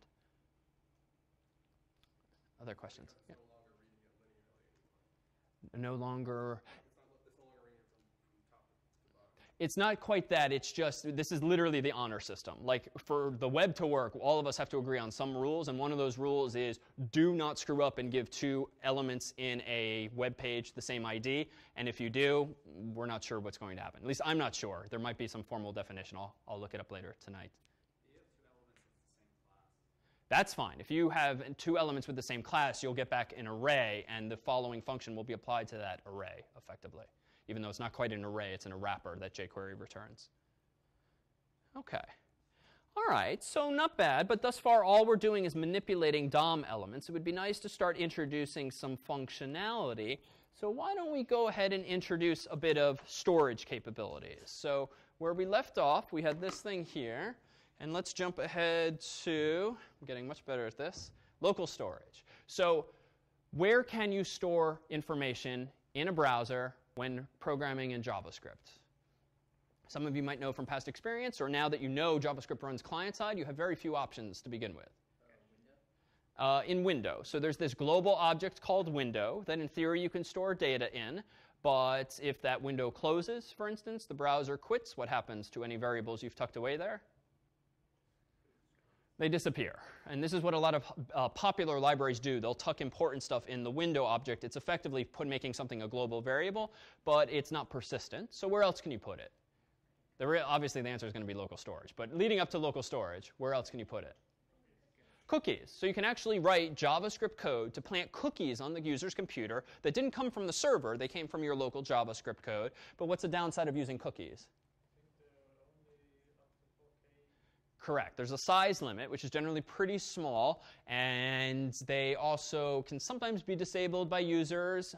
They might not persist as long as intended if you're in an incognito mode and the like. So there's a number of reasons where cookies get tripped off. And we're not going to solve all of those problems, but those are a couple of barriers. What else? If you have a server, you could just put it in a database, certainly. But maybe that's not ideal, especially if you're trying to make a mobile app that is fast by using local data as much as possible. So it turns out that local storage is a relatively new feature, popular in HTML5, that gives you access to another global variable, really inside the window, that is called local storage, capital S. And it has a few methods associated with it, among which are clear, which means just clear out anything I've put there already. Get item, which means give me the value of an item with a certain key. So get item takes one argument, a string, which is the identifier of whatever you put there. So for those familiar, local storage is a hash table, or it's a dictionary, or it's any number, an associative array. It can be thought of as any number of these things. Remove item does the opposite of set item, because set item takes two arguments, a key and a value, and it stores it locally in the browser. The upside of which is if you close the window, quit the browser, and don't clear the history in the computer, in the browser entirely, it's still going to be there later. So why might this be useful? Storing things like your address book for auto-completion, storing things like your inbox potentially if it's a mail application, storing a non-trivial amount of data for easy, ready access. So let's take a quick look at an example involving storage. So if we go back to today's sample code in storage.html, I have apparently visited this page 0 times. All right, if I dismiss this alert, reload this page, I have now visited this page 1 time before.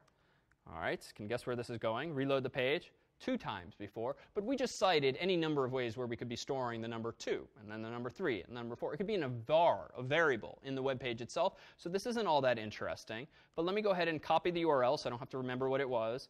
Open a new browser window, save. Ooh, 3. It actually remembered this time. Let's play with fire. Quit the browser, reload it, visit it again. 4 times. So something is persisting. And it turns out it's relatively easy to actually implement this. If we look at the source of this page, I really kind of cut some corners on the aesthetics of the page. There's nothing actually there other than code. If we go in here and scroll down to the bottom of the page, notice that the HTML is super simple. We've got a title, a head, and a body, and then another HTML attribute. Not the only way to do this, and again, this is kind of a regression to the messier way, but it keeps the code super simple and the focus on the new stuff for now. What happens when the body is loaded, apparently? Call the greet function. So onload is like onSubmit, but it's when the body of the page is loaded. So now if we look up here, we have a bunch of lines of JavaScript code. It's a little more complex, but notice there's not much more in the head, just that familiar meta tag. And now the function called greet, what does it do? So a little new syntax here. So there's a few ways to do this, but a really rigorous way to check whether or not a variable exists in JavaScript is to take the symbol's name, in this case local storage, capital S, pass it to the type of operator, and type of is literally going to return a string whose value is number, or string, or bool, or undefined, if that variable has not yet been defined or set. So I'm literally checking for that. If the type of local storage is quote unquote undefined, then what is the implication? Or rather, is not undefined. Not undefined. But it looks like I made a typo here. Not equals equals. Feels like there's one too many equals for most languages. But it turns out that JavaScript, like some languages, does actually support different numbers of equal signs in certain contexts. Let me open the same file with TextEdit just so I can tweak some things. Zoom in here. You probably would have expected me to type this. And that it would actually work correctly too in all cases. But it's not quite as rigorous as doing this. Does anyone know what it means when you do not equals equals? Or, if easier to answer the other way, what this would mean, equals equals equals? Same instance, not quite same instance, but same value and same type. So JavaScript, as I mentioned earlier, does have disparate types, even though you, the programmer, don't specify them when declaring variables. So you don't say string, you don't say int, you don't say float. You just have access to those disparate data types. When I check the type of local storage and I say not equals equals, this is making sure that not only is the return value of type of not equal to quote unquote string, it is also at least a string itself. This is, in retrospect, a bad example because there's no instance in which this could go awry. A better example, and I'll think of one in the future, is that if I were checking the return value of some function and it could return null, for instance, but maybe it could return 0, those two values are often conflated. If you want to check a function's return value that could return null or could return 0, you can't rely on equals equals because they will implicitly cast to one another. Null is the same as 0. But if you want to check that the return value of some function is really, really null, or really, really 0, not just some implicit equivalent, then you use equals equals equals. Or if you want to check the opposite, you use bang equals equals. So I apologize. This wasn't a good way to introduce that story. We'll fix it in the video. So you're combining like multiple attributes? Combining multiple characteristics, let's say, sure, of the values you're checking, both of the storage container you're checking, both its value and its type. Long story short, getting into this habit is not a bad thing because it means your code will never be vulnerable to those random corner cases where maybe two values could cast to the same thing. The number 1 could cast to true, the number 2 could cast to true, but true is true if you use the identity operator in this way. Okay, let's not get too hung up on that and instead move on to this. Same trick as before, but let's just take for granted now that if type of local storage, open bracket, close quote, quote unquote, counter is undefined, what's the implication? So let's try to rewind this. This just says if the type of local storage is not undefined, that is equivalent logically to saying is local storage defined? Because if it is, I'm using a modern browser, supports HTML5, and therefore clearly supports local storage. This one line of code is only checking, does your browser support local storage? Second line is checking not whether local storage is supported, but specifically whether what is the case. Is there a variable called counter inside of local storage? So local storage is, again, a hash table, a dictionary, an associative array, a key value storage mechanism, however you want to think of it. This is just saying if we have never before defined a value for quote-unquote counter, what do I want to initialize its value to, apparently? I want to just give it a value of 0. So this just means if this is the first time the person's ever visited the site, obviously local storage isn't even going to know that I care about a variable called counter, so let's make that exist and assign it the value of 0. Then let's trigger that alert. You have visited this many times, and then what do? Increment it again. So this just ensures that that one-time corner case is covered. Else down here, your browser does not support local storage is what happens if it is in fact undefined. So where am I actually storing the value? Well, I'm not actually using set item or get item. It actually suffices just to use this array notation. So this is because local storage itself is an object, and we can treat it as though it's an array with this square bracket notation, syntactic sugar, if you will. But in this case here, we're setting the value, and in this case here, we're setting the value as well by just doing a traditional plus plus. All right. So why might that be useful? storing user preferences potentially, or other things where you might want to remember some details about the user without having to query the server again and again for the same answer. All right. If you switch the browser, in what sense? Like you open the Safari to open the same HTTP. Oh, good question. That won't work. This is browser specific. So if I visit the page in Chrome, I get local storage within Chrome. If I then open Safari, Safari and has its own local storage container for me. It does not propagate across browsers. Yeah? Are there limits to how much data you can store locally? There is. I don't remember the value offhand. It's much bigger than a cookie, but not infinite, if that helps. That will be my other mental note to check, and as RJ is probably reminding me now. Yeah? Use it easily remove this local storage, delete just like cookies, like cache. Yes, so I believe one of the various settings in Chrome, let's see, clear browsing data, one of these should apply to, it's probably the one that's simplified as empty the cache. That probably includes local storage. Good question. And then you can programmatically clear it by calling the clear method. All right, so let's introduce one particularly cool feature that we can leverage in a mobile context by introducing this guy. So it turns out, and this is sort of retro if you were around when the internet was popular with Netscape, Navigator, the Navigator global object, similar in spirit to Window and Document, has special properties or methods associated with it. And Navigator in this case, Navigator refers to the browser itself as opposed to the window or the document that you're actually viewing. .geolocation is an API, an application programming interface, a set of functions, maybe properties that you, the programmer, can use to talk to the browser. Inside of this API is at least one method of interest today, getCurrentPosition. Now this is a method that we can call just like getItem or setItem, but it works a little differently in that it doesn't just give me back the value right away. Finding the user's location is what's called an asynchronous problem to solve. Right? Because it might take a few seconds to turn on the Wi-Fi antennas or the GPS radio and figure out where the user is. And one of the key design features of JavaScript is that as much as possible, things should be asynchronous, so that when something's happening over here, it doesn't block something else from happening here. You don't want the whole browser to lock up while you're trying to figure out the user's location. It would be nice if they could keep doing other things. So the means by which you can implement that design goal is by way of what are called callback functions. And we've seen these already, but now we can use them even more deliberately with this geolocation example.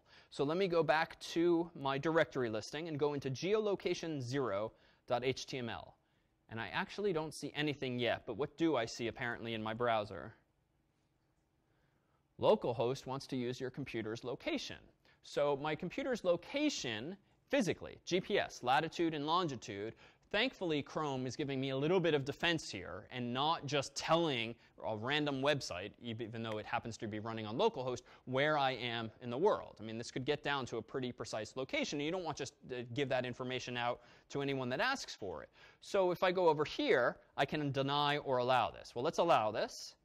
And now let's see what happens. Apparently, this page's purpose in life is just to tell me my GPS coordinates with some degree of confidence. So we're at 42.3, negative 71.1. So if we look that up on Google Maps, we'll probably end up in roughly that location. Let's actually see if we can search Google by GPS coordinates. Let's go to the actual maps.google.com, search here. And indeed, we are, let's turn on satellite view. My laptop is underneath the grass there. And that's actually, it is true. We are in the basement. So it's pretty darn accurate. So how in the world does my laptop, which does not have a GPS radio, I'm not using my phone or anything in this context, how does Google know where my laptop is? So Wi-Fi, how do you mean? Okay, so these are Wi-Fi antennas. There's 1, 2, 3, 4, 5, 6 of them in this room alone, at least. And those Wi-Fi radios all have unique identifiers of some sort. They have the SSID to which we connect, like Harvard University, and they have other metadata associated with them. For years, there was a technique known as war driving, which was like literally people in cars driving around trying to find open access, Wi-Fi access points for various reasons. And companies, among them Google, do this too, to figure out, just by driving around, for instance, where do you hear Harvard University? And they carry around a GPS radio with that computer program to say, I heard Harvard University at these GPS coordinates. But the world has gotten even more sophisticated than 10 years ago. Nowadays, we don't need cars driving around campus. Who is doing all of this snooping for us? Like all of us idiots, right? Every one of us that has one of these cell phones in our pockets that has a GPS radio and also has Wi-Fi or 3G or LTE access can be phoning home to Apple in this case, or if you have an Android phone, to Google in that case, if you have a Windows phone, to Microsoft in that case, telling the world when you're on the Harvard University network what your GPS coordinates are, when you're on the Starbucks network what its GPS coordinates are. So all of us are effectively phoning home and training these big companies to know with some degree of probability where we are. And clearly it works pretty well, but that's because we've all been helping them for some time. So putting aside the fear factor, let's just focus on the positive, which is what we can now do with this functionality. So apparently any random guy on the internet making a web page who knows some JavaScript and has a web server can write JavaScript code that asks the user for his or her location and then does something with it. In this case, totally underwhelming in that we just prompted the user with their GPS coordinates. But what could you use the location for to be more a sexier application?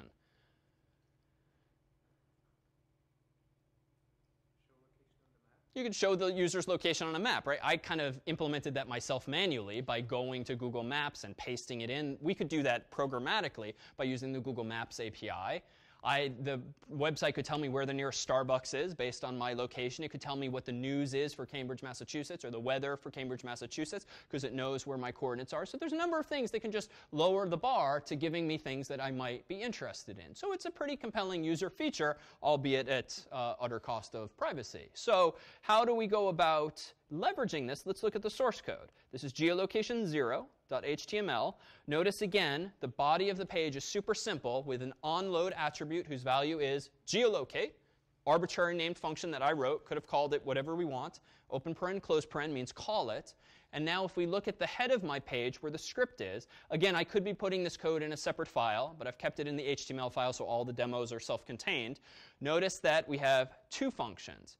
One is literally called callback, and it takes an argument called position. Let's come back to that in a moment. One is called geolocate, no arguments. What does it do? It first checks geolocation is not undefined. So what does it mean if geolocation is not undefined? The browser supports it, which means we can proceed to use it without throwing one of those red error messages where like symbol not found or something like that. So navigator.geolocation.getCurrentPosition, and then I'm passing in what? Callback. But notice, there's a close paren around callback, but what is there not? There's not a pair of parentheses right next to callback itself. So am I calling callback here? So no, I'm just passing its address effectively. I'm passing a reference to that function to the function called getCurrentPosition so that he can call callback when he's ready. Now, why might it take some time? Well, we just saw an example. If the browser prompts me, the human, to decide yes or no, share my location, that could be a minute later, a second later, an hour later. You don't necessarily want the whole web page to lock up while you're waiting for the user's input. So instead, you do this asynchronous trick, whereby this function, getCurrentPosition, will return immediately. Close paren, semicolon, called. But it will call my callback function when it's ready to give me the GPS coordinates, which could be a second, a minute, an hour later. That function, when called, takes an argument called position. It turns out, and I figured this out by reading the documentation, inside of the position, as returned by this function, as passed by this function, is another property called coordinates, inside of which more specifically is a latitude coordinate and a longitude coordinate. So by accessing latitude and longitude and just concatenating them with a comma and a space, I get that very simple prompt that we saw a moment ago. So it's as simple as that. But we can refine this a little bit. Let me open up geolocation 1, which looks like it has the same behavior.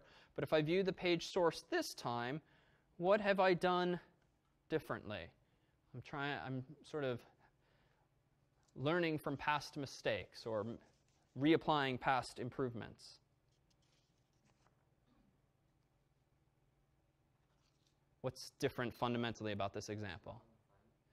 It's not undefined. So this we had before, though. Yeah, so I have a lambda function, an anonymous function, a nameless function where here, so what function name did I used to use? Literally callback. It could have been called anything. I just called it a callback. But if it's a callback whose purpose in life is to get called once in only one location and never again, why am I wasting time confusing me and subsequent readers of the code with multiple functions? Just put it where I want it. Now notice, function, open paren, close paren, position. So I'm still taking the same arguments. I'm just not bothering to give it a name. Then I call the alert. And I have to be careful. Notice I have open paren, close paren. So those are balanced. Open curly brace. So down here, I have to remember to close the curly brace, close the close paren. So that's the only price you pay and just a bit of syntactic potential for confusion. All right, it's pretty cool what you can do with the browser. Questions? All right, let's do one last big feature that'll take us home here. So here I have an example called ajax0.html. I said a moment ago, Ajax is asynchronous JavaScript and XML, though that's kind of a white lie these days because it doesn't always, and if ever, use XML these days. What does it do, Ajax, for us?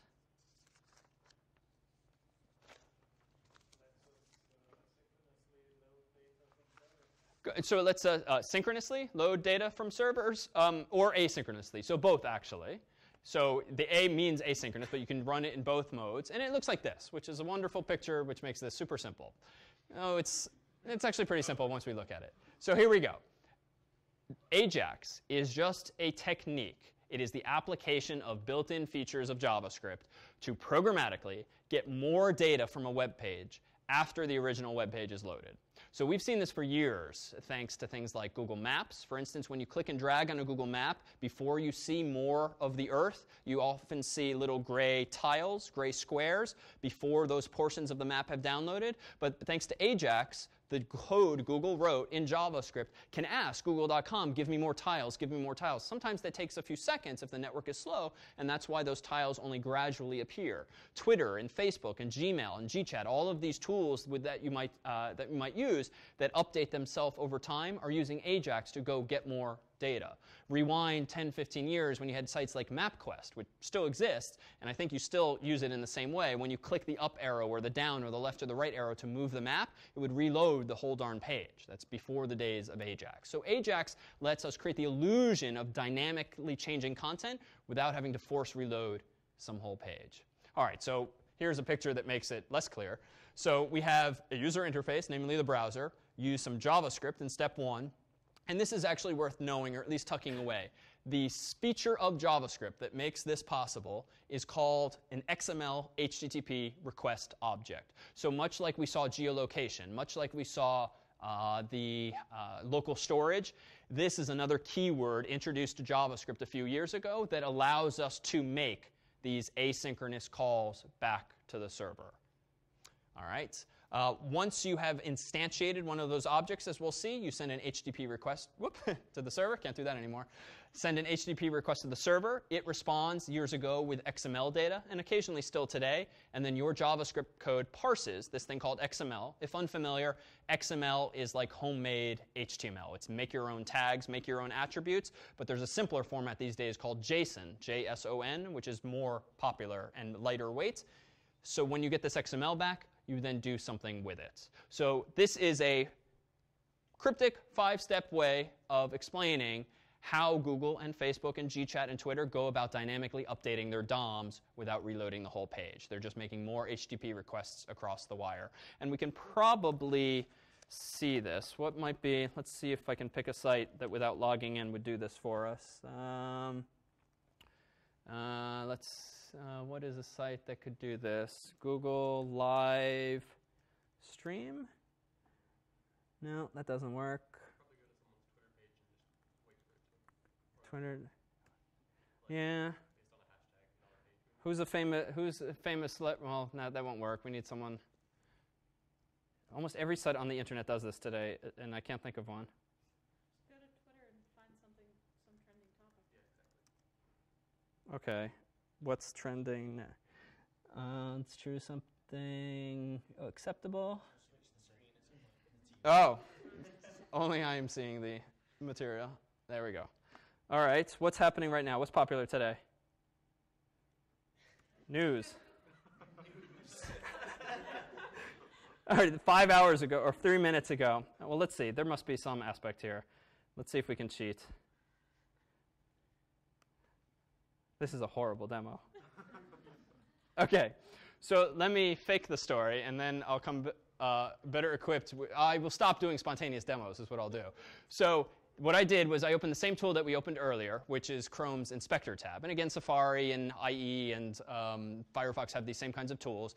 And oh, there we go. And I clicked on the Network tab because, as I expected, we would have this little row appear here. And if we waited long enough, so what happened is apparently Twitter's JavaScript code is making an AJAX call every half a minute, however often that's going to flash on the screen. And if I hover on this, you can see that the URL that was requested was this long one here, twitter.com/i/search. And that is because Twitter instantiated one of those XML HTTP request objects and just made an HTTP request from the client-side JavaScript code that I downloaded a minute ago back to their servers, presumably checking for more tweets. And there might not be new tweets, but they're at least polling their servers to check for it some amount of time. And indeed, if I click on this request, we won't go into much detail here on this, but you can see all of the HTTP headers. You can see exactly what came back in the response. Apparently, there were more items. There's a key called has more items. So Twitter is actually using JSON, JavaScript Object Notation, instead of XML.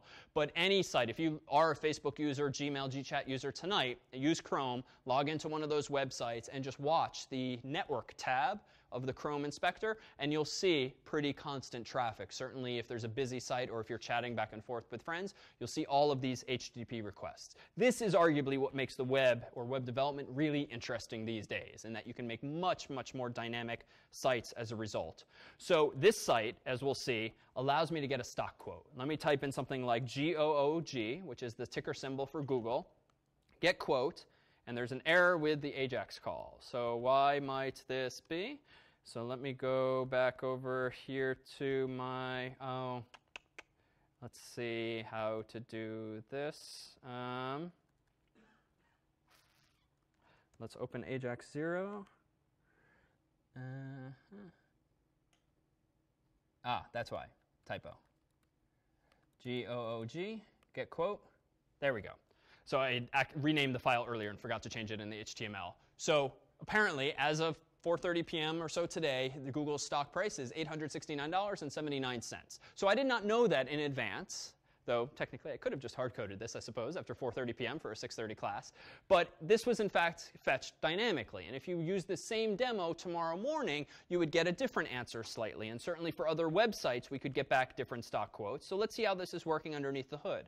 If I view the page source, let's scroll down to the easier part first. There's some HTML at the bottom. And it's really just a super simple form that borrows some of the lessons learned from earlier. On submit, call what function? Quote. This isn't a built-in function. This is apparently one I wrote up above that we'll look at in a second. Return false so that it doesn't actually submit to the server in the traditional way. So AJAX is all about sending data to the server. It's just I don't want it to be submitted via that form per se. I want it to be submitted via my code, my event handler up above. So this symbol is an input. Autocomplete is off. It has an ID of, let's scroll to the right, quote-unquote symbol. That's probably going to be useful. So I can uniquely identify what the user typed in. So let me zoom out and scroll back up. And you're going to see some mess of a code. And here, too, jQuery will make our lives better.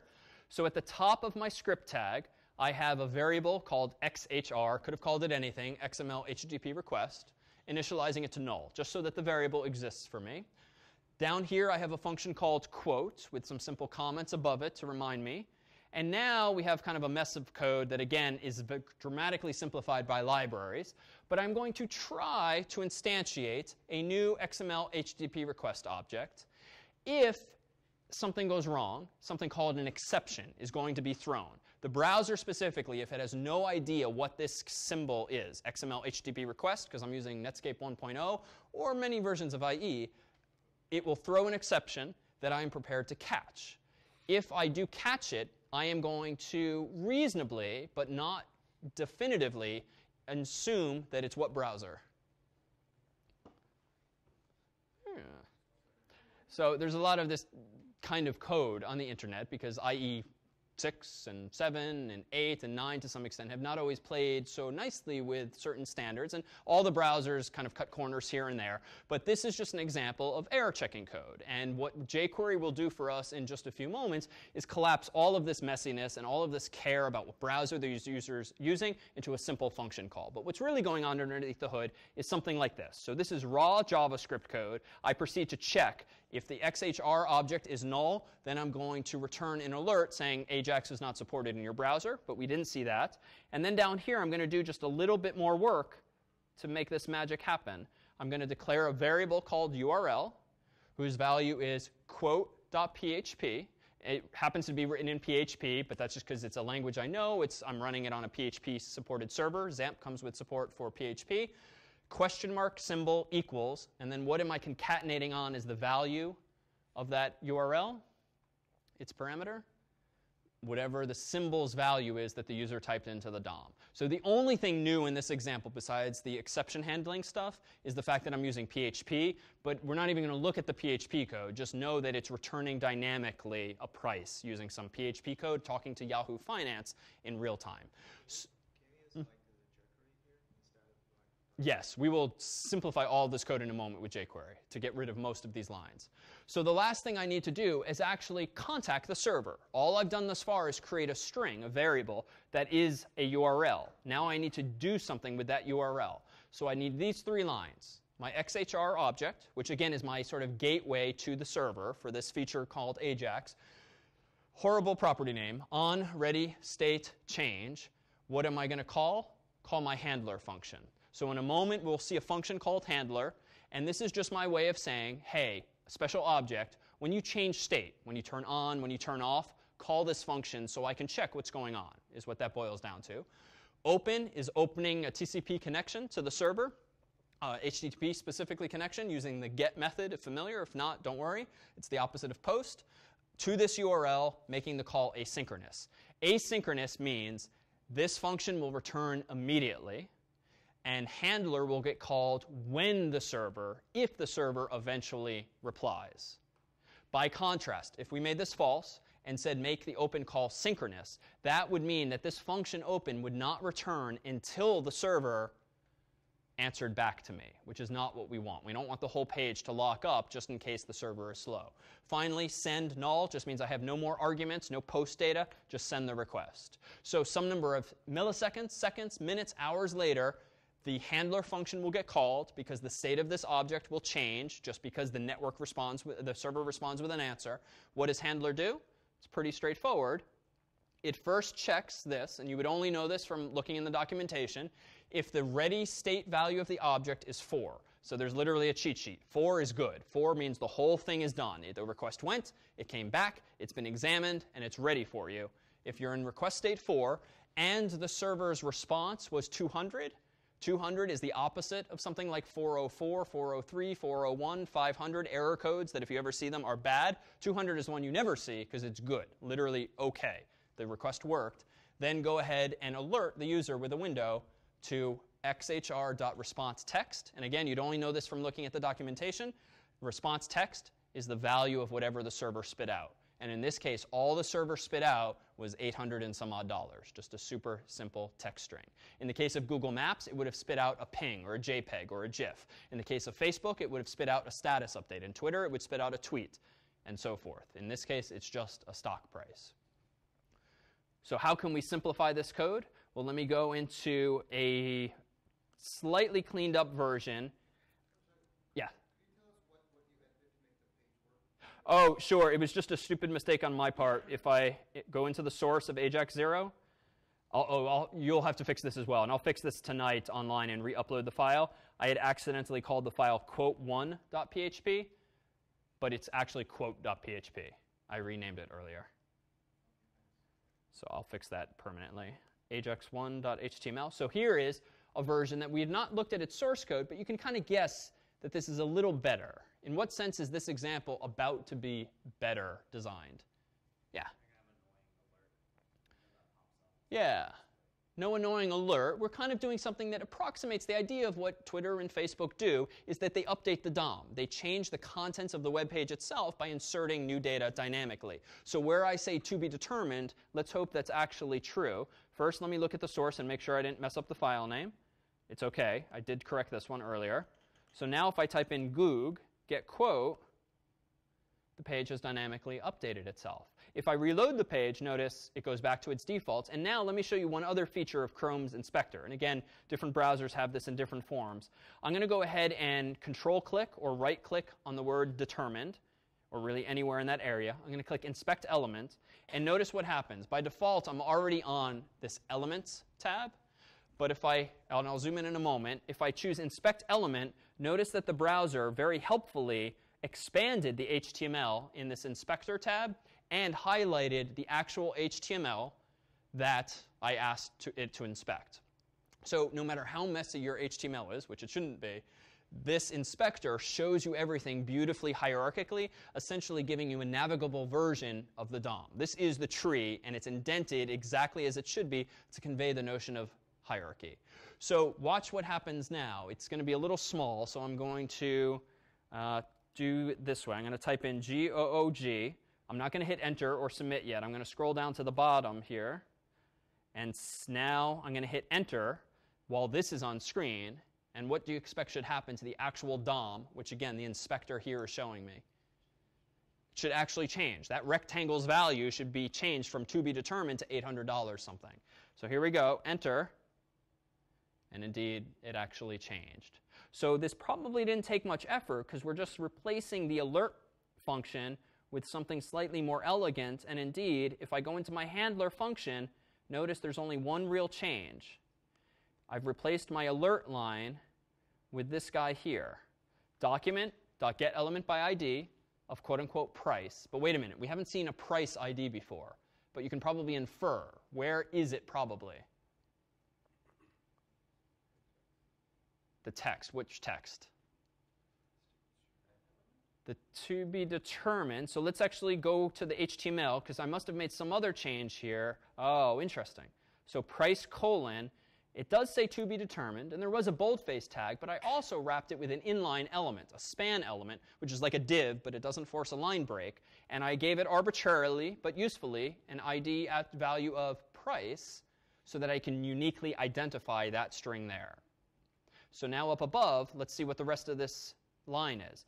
Get element by ID of price dot inner HTML. So there's different ways of doing this, and this is somewhat of the kludgy approach. The right way to do this would be to create a new text node, to remove the old text node, insert or append the new text node, and it would take 3 lines of code. It actually tends to be slower, at least if you're doing this for lots of nodes in a DOM like a Facebook or a Twitter does. Inner HTML literally just says cram the new content where the old HTML should be without actually parsing it like DOM objects. So this gets the job done here. If I scroll to the right, I'm just pushing the response text, the $800 string, into the innermost HTML of that span, which is why we saw the DOM element update a moment ago. So if we do it again to recap now with that context, and I pre-type in goog, I don't hit Enter yet, but I instead scroll down to where it says to be determined. Is the span tag going to be replaced or the bold tag?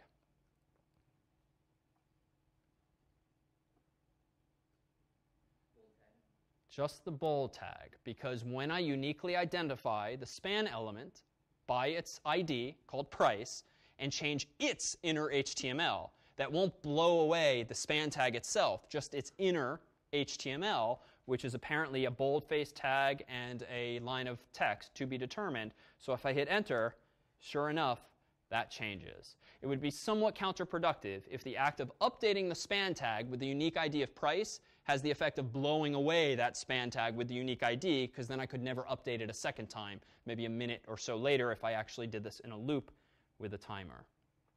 All right, let's clean this up ever so slightly more. In ajax2.html, if I view the source here, notice that I've done away with quote.php. The one thing I don't like about those previous two demos is that it requires that I be running a web server that supports PHP, that I have written in advance a file called quote1.php, and that 3, the reader knows something about PHP to actually look at it. In reality, it's a super short file. It's not hard to understand, but it's still a dependency. If the whole point, at least of this portion of the course, is to do client-side development and not have to get tied down to some language like Java or Python or Ruby or PHP, it'd be nice if we can eliminate my PHP dependency altogether. Now, the catch is that there's a problem. Yahoo, as I said before, is the one supplying the data. Long story short, Yahoo Finance lets you grab data in CSV format, sort of poor man's Excel format, which is nice because it's just text, and I can parse it by splitting on the commas that separate the values. The problem, though, is that because of a policy called the same origin policy, when you write JavaScript code and you query a server like Yahoo for data using JavaScript, Yahoo can reply to you and give you that stock price, but you are not allowed typically to do anything with the value that involves manipulating your DOM. In other words, if you have a DOM from your own server, from the HTML, and you're running some JavaScript code that talks to Yahoo, and Yahoo says, here's a piece of data for you, you cannot add that piece of data to your own DOM. It sort of breaks a barrier that's meant to exist between your site and others so that certain threat scenarios don't necessarily arise. This is obviously kind of a problem. I worked around this in the first two examples by writing quote.php, who's a middleman, a proxy of sorts that gets the data from Yahoo, then replies to me, so that rather than the data going Yahoo to browser, it's going server, Yahoo, server, browser. But now I'm this middleman. God forbid my server goes down. Now my website won't even work in terms of the PHP code. So it's just an unnecessary barrier. Not to mention it requires code that I write on the server. It'd be really nice if I could just talk to Yahoo. Some companies allow you to grab their data via JSON-P format, JavaScript object notation padded format. This is just a fancy way of saying it's a different type of JSON. We've seen JSON briefly in the browser, but it's actually super simple. You may recall from earlier that what is the syntax for an array? If I have an array, we'll call it foo. In JavaScript, how do I give myself an empty array? Square brackets. How do I give myself an array containing the number 42? Like this, 42, 43, 42, 43, 44. So it's just as you would expect in most any similar language. What about now an object? An object in JavaScript is just the incarnation of a hash table, an associative array, a dictionary, a collection of key value pairs. The syntax for an empty one is this. How do we have key value pairs? We only briefly glimpsed this earlier, but you do it in this form, key, value. And if you want another one, key 2, value. And this is a bit of an oversimplification. To be super proper, JSON keys and values need to be quoted, even though this is a pain in the neck. It's not strictly necessary in JavaScript. It is necessary in JSON. So this now is a collection of 2 key value pairs. So what if I want to get back an array of objects? I could get back an array of key, this is going to get tedious quickly, value, key 2, value. We'll stop there. So you can combine these basic syntactic constructs to come up with arrays of objects, objects with arrays inside of them, and so forth. This is essentially JSON. It's JavaScript object notation. So when Google sends back data, when Twitter sends back data, when Facebook sends back data, they're not usually using XML, which looks like HTML these days. They're using this because it's much lighter weight and more compact, among other reasons. So what's the point here? Well, if Yahoo Finance were spitting out not just JSON, but padded JSON, I could work around the same origin policy. And we won't dwell too much on the details, but padded JSON means that the data coming back from a server can be embedded into your website. As you'll see in the first project, the spec for which we'll release online on Wednesday, there is a service that is coincidentally made by Yahoo called YQL, Yahoo Query Language, that simply allows you to query websites like Yahoo Finance, Facebook, Google, Twitter, any website on the internet. And if they expose their data as JSON data or XML data, Yahoo Query Language will allow you to fetch that data, and it will wrap it in this modified version of JSON called padded JSON, so that you can integrate the results into your own page. So this will become much more clear in the project spec. But for now, notice that the solution is as simple as a URL that looks like this. So this URL, though, notice, hits Yahoo, their YQL server. Notice that if I really look hard in here, you can also see finance.yahoo.com mentioned. So this is essentially a URL. It took me a couple minutes to construct, and they have a little GUI that helps you figure out what the syntax should be. But this just is a URL that's going to tell Yahoo's query service to go ask Yahoo Finance for a stock quote, then return it to me in padded JSON format. And the only difference with padded JSON is that whereas Twitter a moment ago returned to us a string that looked like this, padded JSON would literally return something that looks like this, so that you are tricking the server effectively into returning a snippet of JavaScript code that looks exactly like a function call. And so long as I, the developer, have written a function called callback or whatever it is, my data will get passed to that function, thereby circumventing the story that I've told, even though we haven't tripped over it ourselves. And again, you'll deliberately encounter this in the first project, and this is why you'll be using YQL to get data back from a server so that you don't have to use PHP or Python or Ruby or Java or anything in the appliance. All of your code will be client-side, and you won't run afoul of this restriction. But we promised to simplify this. So our last touch to this Ajax example, which still works the same, Goog, pops up the $800. If I view the page source, notice that I can now simplify my code as follows. I'm still using this longer URL, but that's just so that I'm avoiding the same origin issue. I could change this back to quote.php. Here's how in jQuery I can get a quote. I call $.Ajax. So this looks a little weird, but again, remember that the $sign is just shorthand notation for a function called jQuery. So this is jQuery.ajax. As is common in JavaScript, as you'll see with various libraries online, many functions take not a comma-separated list of arguments as their values. They often take an object of key value pairs so that the order does not matter. It's just a nice convention. Perl does this a lot, and Python can do this, and other languages. So this is saying one of the keys being passed into this method is called data type, quote unquote, JSON-P. I'm just telling jQuery what response to expect back. The URL has a value of URL, and that's it. There's a little bit of magic. Turns out, and this is just to pave the way for the first project, notice that somewhere in this long URL, I have told Yahoo that my callback function will be called handler, the name we've used before. So jQuery is actually, and this is one of these hidden features, well, it's in the documentation, but it's not obvious. jQuery, if it notices that you are contacting a server with a parameter whose value is callback equals something, jQuery will very nicely assume that, oh, when I get a response from this URL, I'm going to call your function called handler, which just means that we're on the honor system here. I just have to make sure to implement this thing just like I did before. So handler expects a response. I happen to know by reading Yahoo's documentation, if the response object has a query property, has a count value of 1, that means I got back 1 stock price. And it took some trial and error to figure out what the server was sending me, but I figured out that it should equal 1. And when that happens, I should output response.query.results.row.price. Very convoluted number of steps to get to that point. But again, you'll see in the first specification of the project exactly what that's doing and why it's doing it. Questions on, I know that was a lot. Questions on Ajax, having just started JavaScript an hour ago. When the server calls a callback function, can it also pass the status